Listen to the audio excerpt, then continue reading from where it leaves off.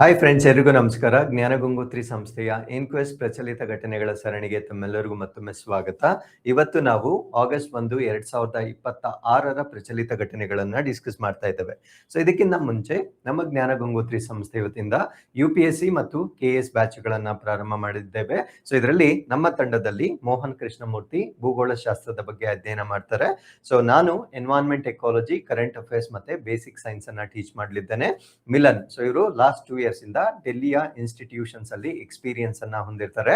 ಇವರು history, art and culture, even economics ಅನ್ನ ಕೂಡ ಟೀಚ್ ಮಾಡಲಿದ್ದಾರೆ. ವಿವೇಕಾನಂದ ಮತ್ತೆ ರಾಜಗೋಪಾಲ್ ಸರ್ ಇವರು ಪಾಲಿಟಿ ಮತ್ತೆ ಗವರ್ನೆನ್ಸ್ ಅನ್ನ ಟೀಚ್ ಮಾಡ್ತಾರೆ. ತೇಜೇಶ್ ಎಕನಾಮಿಕ್ಸ್ ಅನ್ನ ಟೀಚ್ ಮಾಡ್ತಾರೆ.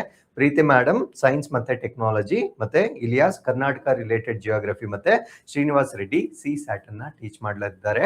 ಸೊ ಈ ಒಂದು ಕೋರ್ಸ್ಗೆ ಸಂಬಂಧಪಟ್ಟಂತೆ ಹೆಚ್ಚಿನ ಮಾಹಿತಿಯ ಅವಶ್ಯಕತೆ ಇದ್ದಲ್ಲಿ ಇಲ್ಲಿ ಕಾಣ್ತಾ ಇರ್ತಕ್ಕಂಥ ಸಂಖ್ಯೆಗಳಿಗೆ ನೀವು ಕರೆ ಮಾಡಬಹುದಾಗಿರುತ್ತೆ. So with this information, so let us get into current affairs. So ಮೊದಲ ಸೆಕ್ಷನ್ ಅಲ್ಲಿ ನಾನು ಕರ್ನಾಟಕ ರಿಲೇಟೆಡ್ ಕರೆಂಟ್ ಅಫೇರ್ಸ್ ಅನ್ನ ಡಿಸ್ಕಸ್ ಮಾಡ್ತೇನೆ. ಸೊ ಇದರಲ್ಲಿ ಮೊದಲ ಅಪ್ಡೇಟ್ ಏನು ಅಂದ್ರೆ, Gandhi memorial pillar at 87 places, ಅಂದ್ರೆ 87 ಸ್ಥಳಗಳಲ್ಲಿ ಗಾಂಧಿ ಸ್ಮಾರಕ ಸ್ತಂಭವನ್ನ ಸ್ಥಾಪನೆ ಮಾಡ್ತಕ್ಕಂಥ ನಿರ್ಧಾರವನ್ನ ಕರ್ನಾಟಕ ಸರ್ಕಾರ ತೆಗೆದುಕೊಂಡಿರುತ್ತೆ.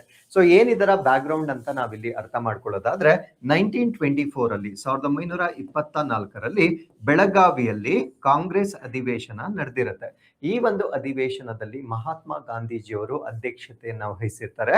ಸೊ ಈ ಸಂದರ್ಭದಲ್ಲಿ ಮಹಾತ್ಮ ಗಾಂಧೀಜಿಯವರು ವಿಸಿಟ್ ಮಾಡಿರ್ತಕ್ಕಂಥ 87 ಪ್ಲೇಸಸ್ ಏನಿರುತ್ತೆ, ಸೊ ಇವರ ಭೇಟಿಯ ಸ್ಮರಣಾರ್ಥವಾಗಿ ಅಲ್ಲಿ ಸ್ತಂಭಗಳನ್ನ ನಿರ್ಮಾಣ ಮಾಡ್ತಕ್ಕಂಥ ನಿರ್ಧಾರವನ್ನ ತೆಗೆದುಕೊಂಡಿರ್ತಾರೆ. ಸೊ ಇದಕ್ಕೆ ಕಾರಣ ಏನು ಅಂದ್ರೆ, 2024ಕ್ಕೆ 100 ವರ್ಷಗಳು ಕಂಪ್ಲೀಟ್ ಆಗಿರುತ್ತೆ. ಸೊ ಈ ಒಂದು ಅನೌನ್ಸ್ಮೆಂಟ್ ಅನ್ನ ಆಗಲೇ ಮಾಡಿದ್ದರು, ಬಟ್ ಇದನ್ನ ಈಗ ಕಾರ್ಯರೂಪಕ್ಕೆ ತರುತ್ತಿರುವ ಕಾರಣದಿಂದ ಇದು ಮತ್ತೆ ಸುದ್ದಿಯಲ್ಲಿರ್ತಕ್ಕಂಥ ಒಂದು ವಿಷಯವಾಗಿರುತ್ತೆ. ಸೊ ಆ ಒಂದು ಮೆಮೋರಿಯಲ್ ಪಿಲ್ಲರ್ ಒಂದು ಚಿತ್ರವನ್ನ ನೀವು ಇಲ್ಲಿ ನೋಡಬಹುದಾಗಿರುತ್ತೆ. ಮಹಾತ್ಮ ಗಾಂಧೀಜಿಯವರು ತಪಸ್ವಿ ಭಂಗಿಯಲ್ಲಿ ಕುಳಿತುಕೊಂಡಿರ್ತಕ್ಕಂಥ ಒಂದು ಚಿತ್ರವಾಗಿರುತ್ತೆ. ಸೊ ಇದರಲ್ಲಿ ಅವರು ಹೇಳಿರ್ತಕ್ಕಂಥ ಸಪ್ತ ಸಾಮಾಜಿಕ ಪಾತಕಗಳು ಅಂತ ಅವ್ರು ಏನ್ ಕೊಟ್ಟಿರ್ತಾರೆ ಅಂದ್ರೆ 7 sins ಆಫ್ ಹ್ಯೂಮನ್ ಲೈಫ್ ಅಂತ ನಾವೇನ್ ಹೇಳ್ತೇವೆ, ಅದನ್ನ ಅದ್ರ ಮೇಲೆ ಕೆತ್ತಲಾಗಿರುತ್ತೆ. ಅದರ ಕೆಳಗೆ ಚರಕವನ್ನ ನೀಡಲಾಗಿರುತ್ತೆ. ಹಾಗಿದ್ರೆ ಸೊ ಈ ಒಂದು ಮೆಮೋರಿಯಲ್ ಪಿಲ್ಲರ್ ಮೇಲೆ ಕೆತ್ತಲಾಗಿರ್ತಕ್ಕಂಥ ಆ ಒಂದು 7 sins ಯಾವ್ದ್ಯಾವ್ದು?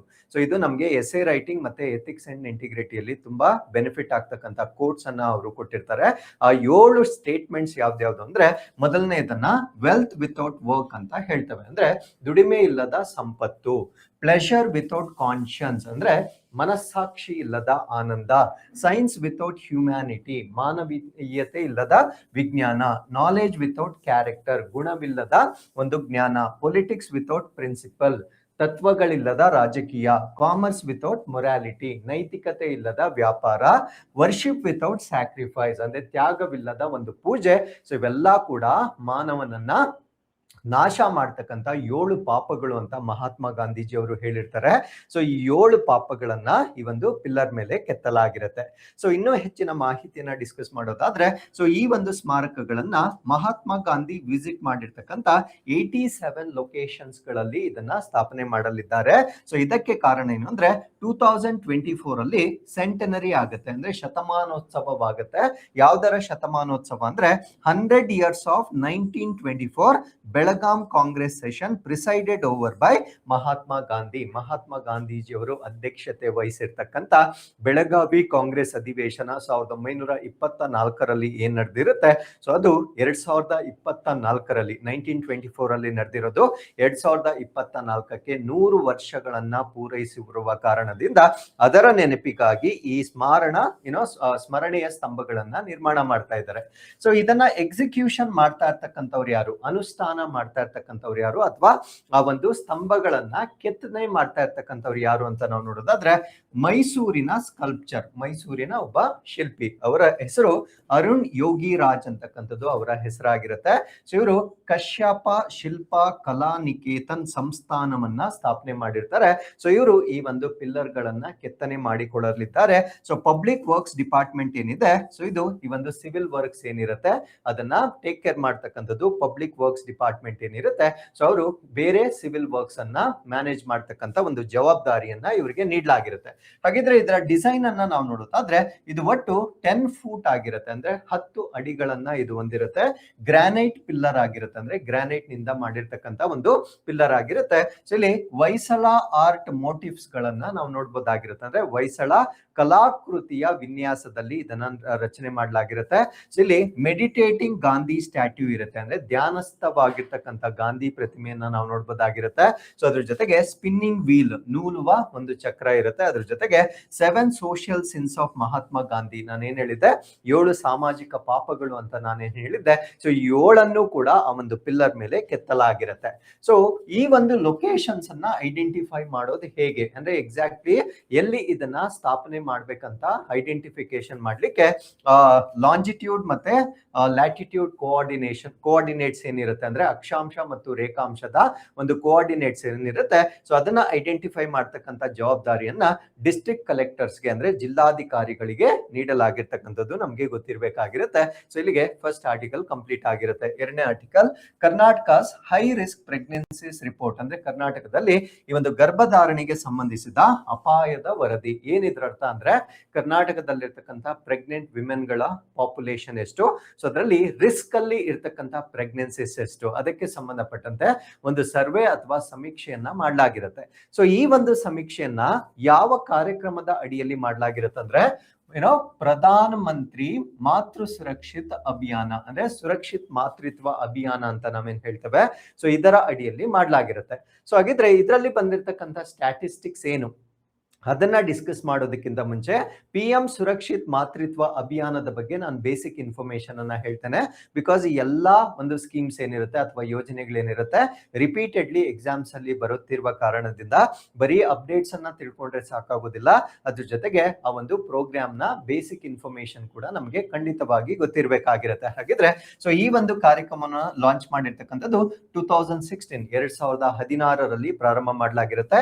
ಇದು ministry of health and family welfare ಅಂದ್ರೆ ಆರೋಗ್ಯ ಮತ್ತು ಕುಟುಂಬ ಕಲ್ಯಾಣ ಸಚಿವಾಲಯದ ಅಡಿಯಲ್ಲಿ ಬರ್ತಕ್ಕಂಥದ್ದು. ಸೊ ಈ ಒಂದು ಕಾರ್ಯಕ್ರಮವನ್ನ 9th ಆಫ್ ಎವ್ರಿ ಮಂತ್, ಪ್ರತಿ ತಿಂಗಳು 9ನೇ ತಾರೀಕು ಕೈಗೊಳ್ತಕ್ಕಂಥ ಒಂದು ಕಾರ್ಯಕ್ರಮವಾಗಿರುತ್ತೆ. ಸೊ ಇದರ ಬೆನಿಫಿಟ್ ಏನು ಅಂದ್ರೆ ಫ್ರೀ ಆಂಟಿನೇಟಲ್ ಚೆಕ್ಅಪ್ ಅಂತ ಕರಿತೇವೆ, ಅಂದ್ರೆ ಪ್ರಸವ ಪೂರ್ವ ಪರೀಕ್ಷೆಯನ್ನ ಉಚಿತವಾಗಿ ಮಾಡತಕ್ಕಂಥದ್ದು. ಅಂದ್ರೆ ಬಿಫೋರ್ ಡೆಲಿವರಿ ಆ ತಾಯಂದಿರನ್ನ ಉಚಿತವಾಗಿ ತಪಾಸಣೆ ಮಾಡಿ ಏನಾದ್ರೂ ರಿಸ್ಕ್ ಫ್ಯಾಕ್ಟರ್ಸ್ ಇದ್ರೆ ಅವರಿಗೆ ತಿಳಿಸ್ತಕ್ಕಂಥದ್ದು ಈ ಒಂದು ಅಭಿಯಾನದ ಉದ್ದೇಶವಾಗಿರುತ್ತೆ. ಸೊ ಟಾರ್ಗೆಟ್ ಯಾರು ಅಂದ್ರೆ pregnant women in second and third trimester, ಮತ್ತೆ 2ನೇ ಮತ್ತು 3ನೇ ತ್ರೈಮಾಸಿಕದಲ್ಲಿ ಇರ್ತಕ್ಕಂಥ ಗರ್ಭಿಣಿ ತಾಯಂದರಿಗೆ ಈ ಒಂದು ಕಾರ್ಯಕ್ರಮದ ಫಲಾನುಭವಿಗಳಾಗಿರ್ತಾರೆ. ಸೊ ಇದರ ಫೋಕಸ್ ಏನು ಅಂದ್ರೆ identification of high risk pregnancies, ಅಂದ್ರೆ ಯಾರಿಗೆ ಅಪಾಯದ ಪ್ರೆಗ್ನೆನ್ಸಿಸ್ ಇರುತ್ತೆ ಅಥವಾ ಗರ್ಭಧಾರಣೆ ಇರುತ್ತೆ ಅದನ್ನ ಐಡೆಂಟಿಫೈ ಮಾಡ್ತಕ್ಕಂಥದ್ದು. ಇದ್ರಲ್ಲಿ ಬರ್ತಕ್ಕಂಥ ಸರ್ವಿಸಸ್ ಏನು ಅಂದ್ರೆ ಚೆಕ್ಅಪ್ ಮಾಡ್ಲಾಗುತ್ತೆ, ಟೆಸ್ಟ್ ಮಾಡ್ಲಾಗುತ್ತೆ, ಕೌನ್ಸಿಲಿಂಗ್ ಮತ್ತೆ ಮೆಡಿಟೇಷನ್ ಅಂದ್ರೆ ಸಮಾಲೋಚನೆ ಮಾಡ್ತಾರೆ, ಏನಾದ್ರೂ ಔಷಧಿಗಳ ಅಗತ್ಯವಿದ್ರೆ ಆ ಒಂದು ಮೆಡಿಸಿನ್ಸ್ ಅನ್ನ ಕೊಡ್ತಕ್ಕಂಥದ್ದು ಕೂಡ ಈ ಒಂದು ಅಭಿಯಾನದ ಉದ್ದೇಶವಾಗಿರುತ್ತೆ. ಸೊ ಇದರ ಗುರಿ ಏನು ಅಂದ್ರೆ reduce maternal and new Born mortality, ಅಂದ್ರೆ ತಾಯಂದಿರು ಮತ್ತು ಆ ಒಂದು ಮಕ್ಕಳ ಮರಣ ಪ್ರಮಾಣವನ್ನ ಕಡಿಮೆ ಮಾಡ್ತಕ್ಕಂಥದ್ದು ಇದರ ಉದ್ದೇಶವಾಗಿರುತ್ತೆ. ಸೊ ಇತರ ಸಪೋರ್ಟ್ ಅಥವಾ ಬೆಂಬಲ ಯಾರು ಅಂದ್ರೆ referral and follow up care, ಅಂದ್ರೆ ಇದಕ್ಕೆ ಫಾಲೋ ಅಪ್ ಕೇರ್ ಅನ್ನು ಮಾಡ್ಲಾಗುತ್ತೆ, ಅಂದ್ರೆ ಜಸ್ಟ್ ಒಂದ್ಸತಿ ತಪಾಸಣೆ ಮಾಡಿ ಬಿಟ್ಬಿಡೋದಿಲ್ಲ. ಸೊ ಆ ರೀತಿಯ ರಿಸ್ಕ್ ಫ್ಯಾಕ್ಟರ್ಸ್ ಇದ್ರೆ ಅವ್ರನ್ನ ಫಾಲೋ ಅಪ್ ಮಾಡ್ತಕ್ಕಂಥದ್ದು ಕೂಡ ಇದರ ಉದ್ದೇಶವಾಗಿರುತ್ತೆ. ಸೊ ಇದರ ಸ್ಪೆಷಲ್ ಫೀಚರ್ ಏನು ಅಂದ್ರೆ voluntary services by private doctors, ಅಂದ್ರೆ ಇದಕ್ಕೆ ಯಾವುದೇ ರೀತಿಯ ಒಂದು ನಿರ್ದಿಷ್ಟವಾದ ವೈದ್ಯರನ್ನ ನೇಮಕ ಮಾಡೋದಿಲ್ಲ, ಸ್ವಯಂ ಪ್ರೇರಿತವಾಗಿ ಖಾಸಗಿ ವೈದ್ಯರು ಈ ಒಂದು ಕಾರ್ಯಕ್ರಮದಲ್ಲಿ ಪಾಲ್ಗೊಳ್ಳಬಹುದಾಗಿರುತ್ತೆ. ಸೊ ಇದನ್ನ ನಾವು ಪ್ರಧಾನ ಮಂತ್ರಿ ಸುರಕ್ಷಿತ ಮಾತೃತ್ವ ಅಭಿಯಾನ ಅಂತ ಕರೀತೇವೆ. ಸೊ ಇಷ್ಟು ಈ ಒಂದು ಅಭಿಯಾನಕ್ಕೆ ಸಂಬಂಧಪಟ್ಟಂತೆ ಮಾಹಿತಿ ಆಗಿರುತ್ತೆ. ಸೊ ಈ ಒಂದು ಅಭಿಯಾನದ ಅಡಿಯಲ್ಲಿ ಈಗ ಕರ್ನಾಟಕದಲ್ಲಿ ಆ ರಿಸ್ಕ್ ಫ್ಯಾಕ್ಟರ್ಸ್ ಅನ್ನ ಹೊಂದಿರತಕ್ಕಂತ ಪ್ರೆಗ್ನೆನ್ಸಿಸ್ ಗಳು ಎಷ್ಟಿದಾವೆ ಆ ಸ್ಟ್ಯಾಟಿಸ್ಟಿಕ್ಸ್ ಅನ್ನ ಬಿಡುಗಡೆ ಮಾಡಿರ್ತಾರೆ. ಆ ಸ್ಟ್ಯಾಟಿಸ್ಟಿಕ್ಸ್ ಏನು ಅಂತ ನಾನು ಇಲ್ಲಿ ಮೆನ್ಷನ್ ಮಾಡ್ತೇನೆ.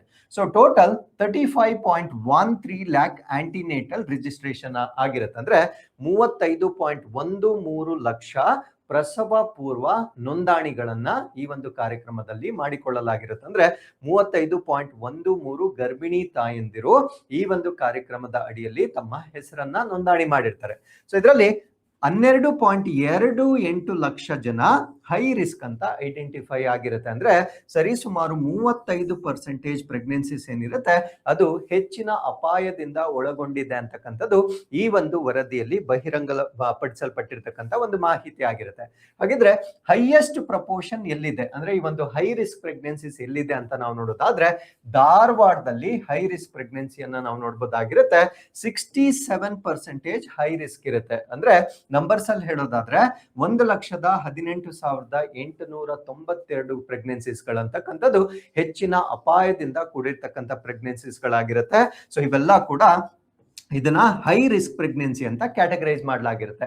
ಅದಾದ ನಂತರ ಎರಡನೇ ಸ್ಥಾನದಲ್ಲಿ ಬರ್ತಾ ಇರ್ತಕ್ಕಂಥದ್ದು ಕೋಲಾರದಲ್ಲಿ 62% ರಿಸ್ಕ್ ಅನ್ನ ಹೊಂದಿರುತ್ತೆ. ಅಂಡ್ ಚಿಕ್ಕಬಳ್ಳಾಪುರ ಮೂರನೇ ಸ್ಥಾನದಲ್ಲಿ ಬರುತ್ತೆ, ಅದು ಕೂಡ ಎರಡನೇ ಸ್ಥಾನದಲ್ಲೇ ಬರುತ್ತೆ. ಸೊ ಕೋಲಾರ ಮತ್ತೆ ಚಿಕ್ಕಬಳ್ಳಾಪುರ ಸೇಮ್ 62% ಹೈ ರಿಸ್ಕ್ ಅನ್ನ ಹೊಂದಿದ್ರೆ ಧಾರವಾಡ ಮೊದಲನೇ ಸ್ಥಾನದಲ್ಲಿರುತ್ತೆ. ಇಲ್ಲಿ 67% of the high risk pregnancies ಗಳನ್ನ ನಾವು ನೋಡಬಹುದಾಗಿರುತ್ತೆ. ಸೊ ನಾನು ಇಷ್ಟೊತ್ತು ಹೇಳಿರ್ತಕ್ಕಂಥದ್ದು total pregnancies registered and total risk factors ಅನ್ನ ಪರ್ಸೆಂಟೇಜ್ ವೈಸ್ ಅಲ್ಲಿ ಹೇಳಿದಾಗ, ಬಟ್ ಬರೀ ಸಂಖ್ಯೆಗಳಲ್ಲಿ ಟೋಟಲ್ ಹೇಳಿದಾಗ ಹೈಯೆಸ್ಟ್ ಇರ್ತಕ್ಕಂತ ಜಿಲ್ಲೆ ಯಾವುದು ಅಂದ್ರೆ ಬೆಳಗಾವಿ ಅಂತಕ್ಕಂಥದ್ದು ಹೈಯೆಸ್ಟ್ ವಾಲ್ಯೂಮ್ ಅನ್ನ ರಿಪೋರ್ಟ್ ಮಾಡಿರ್ತಕ್ಕಂಥ ಪ್ರದೇಶವಾಗಿರುತ್ತೆ. 1,92,339 ಇಲ್ಲಿ ಪರ್ಸೆಂಟೇಜ್ ಅನ್ನ ತೆಗೆದುಕೊಳ್ತಾ ಇಲ್ಲ, ಟೋಟಲ್ ನಂಬರ್ಸ್ ಅನ್ನ ಮಾತ್ರ ತೆಗೆದುಕೊಂಡರೆ ಬೆಳಗಾವಿ ಮೊದಲ ಸ್ಥಾನದಲ್ಲಿರ್ತಕ್ಕಂಥದ್ದನ್ನ ನಾವು ನೋಡಬಹುದಾಗಿರುತ್ತೆ. So high risk pregnancies out of 3,59,159 ಅಂದ್ರೆ 3,59,159 ಪ್ರೆಗ್ನೆನ್ಸಿಸ್ ಗಳಿಗೆ 1,92,339 ಹೈ ರಿಸ್ಕ್ ಪ್ರೆಗ್ನೆನ್ಸಿ ಇರುತ್ತೆ.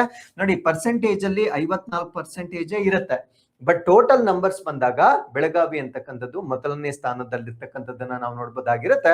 ಇನ್ನು ಲೋಯೆಸ್ಟ್ ಪ್ರಪೋರ್ಷನ್ ಅಂದ್ರೆ ಕಡಿಮೆ ರಿಸ್ಕ್ ಫ್ಯಾಕ್ಟರ್ಸ್ ಅನ್ನ ಹೊಂದಿರತಕ್ಕಂಥ ಜಿಲ್ಲೆಗಳು ಹಾಸನ, ದಕ್ಷಿಣ ಕನ್ನಡ ಮತ್ತು ಬೀದರ್ ನಲ್ಲಿ ಕಡಿಮೆ ಅನುಪಾತ ಅಥವಾ ಕಡಿಮೆ ಅಪಾಯವನ್ನ ಹೊಂದಿರತಕ್ಕಂಥ ಪ್ರೆಗ್ನೆನ್ಸಿಗಳು ಸೊ ಈ ಒಂದು ಅಭಿಯಾನದಲ್ಲಿ ರಿಪೋರ್ಟ್ ಆಗಿರ್ತಕ್ಕಂಥದ್ದನ್ನ ನಾವು ನೋಡಬಹುದಾಗಿರುತ್ತೆ. ಸೊ ಇದಾದ ನಂತರ ನಾವು ಈಗ ನ್ಯಾಷನಲ್ ಅಥವಾ ನಮ್ಮ ಭಾರತ ದೇಶಕ್ಕೆ ಸಂಬಂಧಪಟ್ಟಿರ್ತಕ್ಕಂಥ ಅಪ್ಡೇಟ್ಸ್ ಅನ್ನ ಡಿಸ್ಕಸ್ ಮಾಡೋಣ. ಇದರಲ್ಲಿ ಮೊದಲನೇ ಅಪ್ಡೇಟ್ ಏನು ಅಂದ್ರೆ indigenous diving support vessel Nipun delivered to Indian navy ಅಂದ್ರೆ ನಮ್ಮ ಭಾರತ ದೇಶದ ನೌಕೆಗೆ ಸ್ಥಳೀಯ ಡೈವಿಂಗ್ ಬೆಂಬಲ ನೌಕೆ ನಿಪುಣನ್ನ ಭಾರತದ ನೌಕಾಪಡೆಗೆ ಈಗ ಹಸ್ತಾಂತರ ಮಾಡಲಾಗಿರುತ್ತೆ. ಸರ್ ಡೈವಿಂಗ್ ಸಪೋರ್ಟ್ ವೆಸಲ್ ಅಂದ್ರೆ ಏನು? ವೆಸಲ್ ಅಂದ್ರೆ ಬೋಟ್ ಅಂತ, ಅದ್ರ ಹೆಸರು ನಿಪುಣ್ ಅಂತ ಹೆಸರಿಟ್ಟಿದ್ದಾರೆ. ನಿಪುಣ ಅಂದ್ರೆ ಗೊತ್ತಿದೆ, ಸಂಸ್ಕೃತ ಪದ. ನಿಪುಣ ಅಂದ್ರೆ ಪರಿಣಿತಿಯನ್ನ ಹೊಂದಿರತಕ್ಕಂಥವನು ಅಂತಕ್ಕಂಥದ್ದು ಅದರ ಅರ್ಥವಾಗಿರುತ್ತೆ. ಸೊ ಇದನ್ನ ಡೈವಿಂಗ್ ವೆಸಲ್ ಅಂದ್ರೆ ಏನು? ಡೈವಿಂಗ್ ವೆಸಲ್ ಅಂದ್ರೆ so deep in the water ಹೋಗಿ ಆ ಒಂದು ವೆಸಲ್ಸ್ ಅಲ್ಲಿ ಏನಾದ್ರೂ ಲೋಪದೋಷಗಳಿದ್ರೆ ಅದನ್ನ ಸರಿಪಡಿಸ್ಲಿಕ್ಕೆ ತಯಾರಿ ಮಾಡಿರ್ತಕ್ಕಂಥ ಹಡಗುಗಳನ್ನ ಈಗ ನಿರ್ಮಾಣ ಮಾಡ್ತಾ ಇದ್ದಾರೆ. ಸೊ ಈ ಒಂದು ಹಡಗಿನ ಎರಡನೇ ಹಡಗನ್ನ ಈಗ ನಮ್ಮ ಭಾರತ ದೇಶದ ನೌಕಾಪಡೆಗೆ ಹಸ್ತಾಂತರ ಮಾಡಲಾಗಿರುತ್ತೆ. ಸೊ ಇದರ ಬಗ್ಗೆ ನಾವಿಲ್ಲಿ ಕಂಪ್ಲೀಟ್ ಆಗಿ ಡಿಸ್ಕಸ್ ಮಾಡೋಣ. ಇದರ ಹೆಸರು INS ನಿಪುಣ್ ಅಂತಕ್ಕಂಥದ್ದು ಇದರ ಹೆಸರಾಗಿರುತ್ತೆ. ಇದು ಇಂಡಿಯನ್ ನೇವಿ ಅಟ್ ವಿಶಾಖಪಟ್ಟಣಂ ಲ್ಲಿರ್ತಕ್ಕಂಥ ಭಾರತೀಯ ನೌಕಾಪಡೆಗೆ ಇದನ್ನ ಹಸ್ತಾಂತರ ಮಾಡಲಾಗಿರುತ್ತೆ. ಈ ಪ್ಲೇಸ್ ನೆನ್ಪಿಟ್ಕೊಳ್ಳಿ, ಪ್ಲೇಸ್ ಅನ್ನ ಕೇಳ್ತಾರೆ. ಸೊ ಅದ್ರ ಜೊತೆಗೆ ಇದು second diving support vessel built by Hindustan ship yard limited HSL ಅಂದ್ರೆ ಹಿಂದೂಸ್ತಾನ್ ಶಿಪ್ ಯಾರ್ಡ್ ಲಿಮಿಟೆಡ್ ನಿಂದ ತಯಾರಿ ಆಗಿರ್ತಕ್ಕಂಥ ಎರಡನೇ ಡೈವಿಂಗ್ ವೆಸಲ್ ಆಗಿರುತ್ತೆ. ಹಾಗಿದ್ರೆ ಮೊದಲನೇ ಡೈವಿಂಗ್ ವೆಸಲ್ ಅನ್ನ ನಾವೇನಂತ ಕರಿತೀವಿ ಅಂದ್ರೆ INS ನಿಸ್ತಾರ್ ಅಂತ ಕರಿತೇವೆ. ನೋಡಿ ಇದು ಕೂಡ ನಿಪುಣ್ ಎನ್ನಿಂದನೇ ಸ್ಟಾರ್ಟ್ ಆಗುತ್ತೆ, ಇದು ಕೂಡ ಎನ್ನಿಂದನೇ ಸ್ಟಾರ್ಟ್ ಆಗುತ್ತೆ. ಮೊದಲನೇದನ್ನ ನಿಸ್ತಾರ್ ಅಂತ ಕರಿತೇವೆ, ಎರಡನೇದನ್ನ ನಿಪುಣ್ ಅಂತ ಕರಿತೇವೆ. ಸೊ ಇದನ್ನು ಕೂಡ ವಿಶಾಖಪಟ್ಟಣಂನಲ್ಲಿ ಈಸ್ಟರ್ನ್ ನೇವಲ್ ಕಮಾಂಡ್ ನಲ್ಲಿ ಇದನ್ನು ಕೂಡ ಡೆಪ್ಲಾಯ್ ಮಾಡಲಾಗಿರುತ್ತೆ. ಸೊ ಎರಡು ಈ ಡೈವಿಂಗ್ ವೆಸಲ್ಸ್ ಅನ್ನ ಇಲ್ಲಿ ಡೆಪ್ಲಾಯ್ ಮಾಡಲಾಗಿರುತ್ತೆ. ಸೊ ಈ ಒಂದು ವೆಸಲ್ಸ್ ಅನ್ನ ಯಾವ ಒಂದು ಸ್ಟ್ಯಾಂಡರ್ಡ್ಸ್ ನ ಪ್ರಕಾರ ನಿರ್ಮಾಣ ಮಾಡಲಾಗಿರುತ್ತೆ ಅಂದ್ರೆ rules of the Indian register of shipping ಅಂದ್ರೆ ಭಾರತೀಯ ಸಾಗಾಣಿ ನೋಂದಣಿ ಏನಿರುತ್ತೆ ಸೊ ಇದರ ಒಂದು ಮಾನದಂಡಗಳ ಆಧಾರದ ಮೇಲೆ ಈ ಒಂದು ಹಡಗುಗಳನ್ನ ನಿರ್ಮಾಣ ಮಾಡಲಾಗಿರುತ್ತೆ. ಸೊ ನಿಪುಣ್ ಅಂದ್ರೆ ನಾನು ಆಲ್ರೆಡಿ ಹೇಳಿದ್ದೇನೆ, ನಿಪುಣ್ ಅಂದ್ರೆ adept, capable and well versed in a particular discipline ಅಂದ್ರೆ ಯಾವ್ದಾದ್ರೂ ಒಂದು ನಿರ್ದಿಷ್ಟ ವಿಭಾಗದಲ್ಲಿ ಪ್ರಾವೀಣ್ಯತೆ, ಸಮರ್ಥ ಮತ್ತು ಚೆನ್ನಾಗಿ ಪಾರಂಗತಳಾದವಳು ಅಂತಕ್ಕಂಥದ್ದು ಇದರ ಅರ್ಥವಾಗಿರುತ್ತೆ. ಸೊ ಆ ಒಂದು ಕಾರಣದಿಂದ ನಿಪುಣ್ ಅಂತ ಇದಕ್ಕೆ ನಾಮಕರಣ ಮಾಡಲಾಗಿರುತ್ತೆ. ನಿಪುಣ್ ಅಂತಕ್ಕಂಥದ್ದು ಸಂಸ್ಕೃತದ ಒಂದು ಪದವಾಗಿರುತ್ತೆ. ಸೊ ಎರಡನೇ ಅಪ್ಡೇಟ್ಗೆ ಬರೋಣ. ನ್ಯಾಷನಲ್ ನ್ಯೂಸ್ ಅಲ್ಲಿ Ladakh declares 23 heritage sites as protected monuments ಅಂದ್ರೆ ಲಡಾಖ್ ನಲ್ಲಿ 23 ಪಾರಂಪರಿಕ ತಾಣಗಳನ್ನ ಈಗ ಸಂರಕ್ಷಿತ ಸ್ಮಾರಕಗಳಾಗಿ ಘೋಷಣೆ ಮಾಡಿರ್ತಾರೆ. ಸಂರಕ್ಷಿತ ಸ್ಮಾರಕಗಳಾಗಿ ಘೋಷಣೆ ಮಾಡಿದ್ರೆ ಸೊ ಆ ಒಂದು ಸ್ಟೇಟ್ ಅಥವಾ ಯೂನಿಯನ್ ಟೆರಿಟರಿ ಏನಿರುತ್ತೆ ಅಲ್ಲಿಂದ ಅವರಿಗೆ ಆ ಒಂದು ಪ್ರದೇಶಗಳಿಗೆ ಹೆಚ್ಚುವರಿ ಪ್ರೊಟೆಕ್ಷನ್ ಅನ್ನ ನೀಡಲಾಗುತ್ತೆ. ಯಾರು ಕೂಡ ಅದನ್ನ ಅತಿಕ್ರಮಣ ಪ್ರವೇಶ ಮಾಡಂಗಿಲ್ಲ, ಆ ಪ್ರದೇಶವನ್ನ ಯಾರು ಎನ್ಕ್ರೋಚ್ ಮಾಡಂಗಿಲ್ಲ, ಅಂಡ್ ಅಲ್ಲಿರ್ತಕ್ಕಂಥ ಮಾನ್ಯುಮೆಂಟ್ಸ್ ಅನ್ನ ಯಾರು ಡೆಸ್ಟ್ರಾಟ್ ಮಾಡಂಗಿಲ್ಲ. ಸೊ ಈ ರೀತಿಯಾಗಿ ಬೆಂಬಲ ನೀಡುವ ಉದ್ದೇಶದಿಂದ 23 ಪಾರಂಪರಿಕ ತಾಣಗಳನ್ನ ಈಗ ಲಡಾಖ್ ನಲ್ಲಿ ಪ್ರೊಟೆಕ್ಟೆಡ್ ಮಾನ್ಯುಮೆಂಟ್ಸ್ ಪಟ್ಟಿಗೆ ಸೇರಿಸಲಾಗಿರುತ್ತೆ. ಸೊ ಅದರಲ್ಲಿ ಇರ್ತಕ್ಕಂಥ ಪ್ರಮುಖ ಮಾನ್ಯುಮೆಂಟ್ಸ್ ಯಾವ್ದು ಅಂದ್ರೆ ಪೆಟ್ರೋಗ್ಲಿಫ್ ಕ್ಲಸ್ಟರ್ಸ್ ಅಂತ ಕರೀತೇವೆ. ಪೆಟ್ರೋಗ್ಲಿಫ್ ಅಂದ್ರೆ ಈ ಕಲ್ಲಿನ ಮೇಲೆ ಕೆಲವೊಂದು ಚಿತ್ರಗಳನ್ನ ಕೆತ್ತಿರ್ತಾರೆ, ಅವುಗಳನ್ನ ನಾವೇನಂತ ಕರಿತೀವಿ ಅಂದ್ರೆ ಪೆಟ್ರೋಗ್ಲಿಫ್ಸ್ ಅಂತ ಕರೀತೇವೆ. ಸೊ ಆ ರೀತಿಯ ಪೆಟ್ರೋಗ್ಲಿಫ್ಸ್ ಗಳನ್ನ ಈಗ ಈ ಒಂದು ಪಟ್ಟಿಗೆ ಸೇರಿಸಲಾಗಿರುತ್ತೆ. ರಾಕ್ ಕಾರ್ವಿಂಗ್ಸ್ ಅಂದ್ರೆ ಕಲ್ಲಿನಿಂದ ಮಾಡಲ್ಪಟ್ಟಿರ್ತಕ್ಕಂಥ ಕೆತ್ತನೆಗಳು, ಏನ್ಶಿಯಂಟ್ ಕೇವ್ಸ್ ಅಂದ್ರೆ ಪುರಾತನ ಗುಹೆಗಳು, ಮೊನೆಸ್ಟ್ರೀಸ್ ಮಠಗಳು, ಫೋರ್ಟ್ಸ್ ಕೋಟೆಗಳು, ಪ್ಯಾಲೇಸಸ್ ಅರಮನೆಗಳು, ಇನ್ಸ್ಕ್ರಿಪ್ಷನ್ಸ್ ಅಂದ್ರೆ ಈ ಒಂದು ಶಾಸನಗಳನ್ನೆಲ್ಲ ಸೊ ಈ ಒಂದು ಪಟ್ಟಿಗೆ ಸೇರಿಸಿರ್ತಕ್ಕಂಥದ್ದನ್ನ ನಾವು ನೋಡ್ಬೋದಾಗಿರುತ್ತೆ. ಸೊ ಈ ಚಿತ್ರದಲ್ಲಿ ನೀವೇನ್ ನೋಡ್ತಾ ಇದ್ದೀರಾ, ಸೊ ಇದನ್ನೇ ನಾವು ಪೆಟ್ರೋಗ್ಲಿಪ್ಸ್ ಅಂತ ಹೇಳ್ತೇವೆ. ನೋಡಿ, ಕಲ್ಲಿನ ಮೇಲೆ ಈ ರೀತಿಯ ಚಿತ್ರಗಳನ್ನ ಕೆತ್ತನೆ ಮಾಡಿದ್ರೆ ಅದನ್ನ ನಾವೇನಂತ ಕರಿತೀವಿ ಅಂದ್ರೆ ಪೆಟ್ರೋಗ್ಲಿಪ್ಸ್ ಅಂತ ಕರಿತೇವೆ. ಸೊ ಈಗ ನಮ್ಮ ಭಾರತ ದೇಶದಲ್ಲಿ ಈ ಒಂದು ಪ್ರೊಟೆಕ್ಷನ್ ಆಫ್ ಮಾನ್ಯುಮೆಂಟ್ಸ್ ಅಂತ ನಾವೇನಂತ ಕರಿತೇವೆ. ಸೊ ಇದರ ಉದ್ದೇಶ ಏನು ಅಂದ್ರೆ ಅಲ್ಲಿ ಹಿಸ್ಟಾರಿಕಲ್ ಸಿಗ್ನಿಫಿಕೆನ್ಸ್ ಇರಬೇಕು, ಐತಿಹಾಸಿಕ ಒಂದು ಮಹತ್ವ ಇರಬೇಕು, ಆರ್ಟಿಸ್ಟಿಕ್ ವ್ಯಾಲ್ಯೂ ಇರಬೇಕಂದ್ರೆ ಕಲಾತ್ಮಕ ಮೌಲ್ಯವನ್ನ ಹೊಂದಿರತಕ್ಕಂತ ಪ್ಲೇಸಸ್ ಗಳನ್ನ ಈ ರೀತಿಯಾಗಿ ಪ್ರೊಟೆಕ್ಟ್ ಮಾಡ್ತಾರೆ. ಸೊ ಯಾವಾಗ ಅದು ಪ್ರೊಟೆಕ್ಟ್ ಆಗುತ್ತೆ, ರೆಸ್ಟ್ರಿಕ್ಟ್ ಕನ್ಸ್ಟ್ರಕ್ಷನ್ ಅಲ್ಲಿ ಯಾವುದೇ ನಿರ್ಮಾಣ ಕಾರ್ಯಗಳನ್ನ ಮಾಡೋ ಹಾಗಿಲ್ಲ, ಎನ್ಕ್ರೋಚ್ಮೆಂಟ್ ಅತಿಕ್ರಮಣ ಪ್ರವೇಶ ಮಾಡಂಗಿಲ್ಲ, unauthorised alteration in the notified area ಅಂದ್ರೆ ಅಧಿಸೂಚಿತ ಪ್ರದೇಶಗಳಲ್ಲಿ ಯಾವುದೇ ಅನ್ಆಥರೈಸ್ಡ್ ಅಂದ್ರೆ ಅತಿಕ್ರಮಣವಾಗಿ ಅಥವಾ ಅನಧಿಕೃತವಾಗಿ ಯಾರು ಕೂಡ ಖಾಸಗಿ ವ್ಯಕ್ತಿಗಳು ಅದನ್ನ ಬದಲಾವಣೆ ಮಾಡ್ತಕ್ಕಂತ ಒಂದು ಅಧಿಕಾರವನ್ನ ನೀಡಲಾಗಿರೋದಿಲ್ಲ.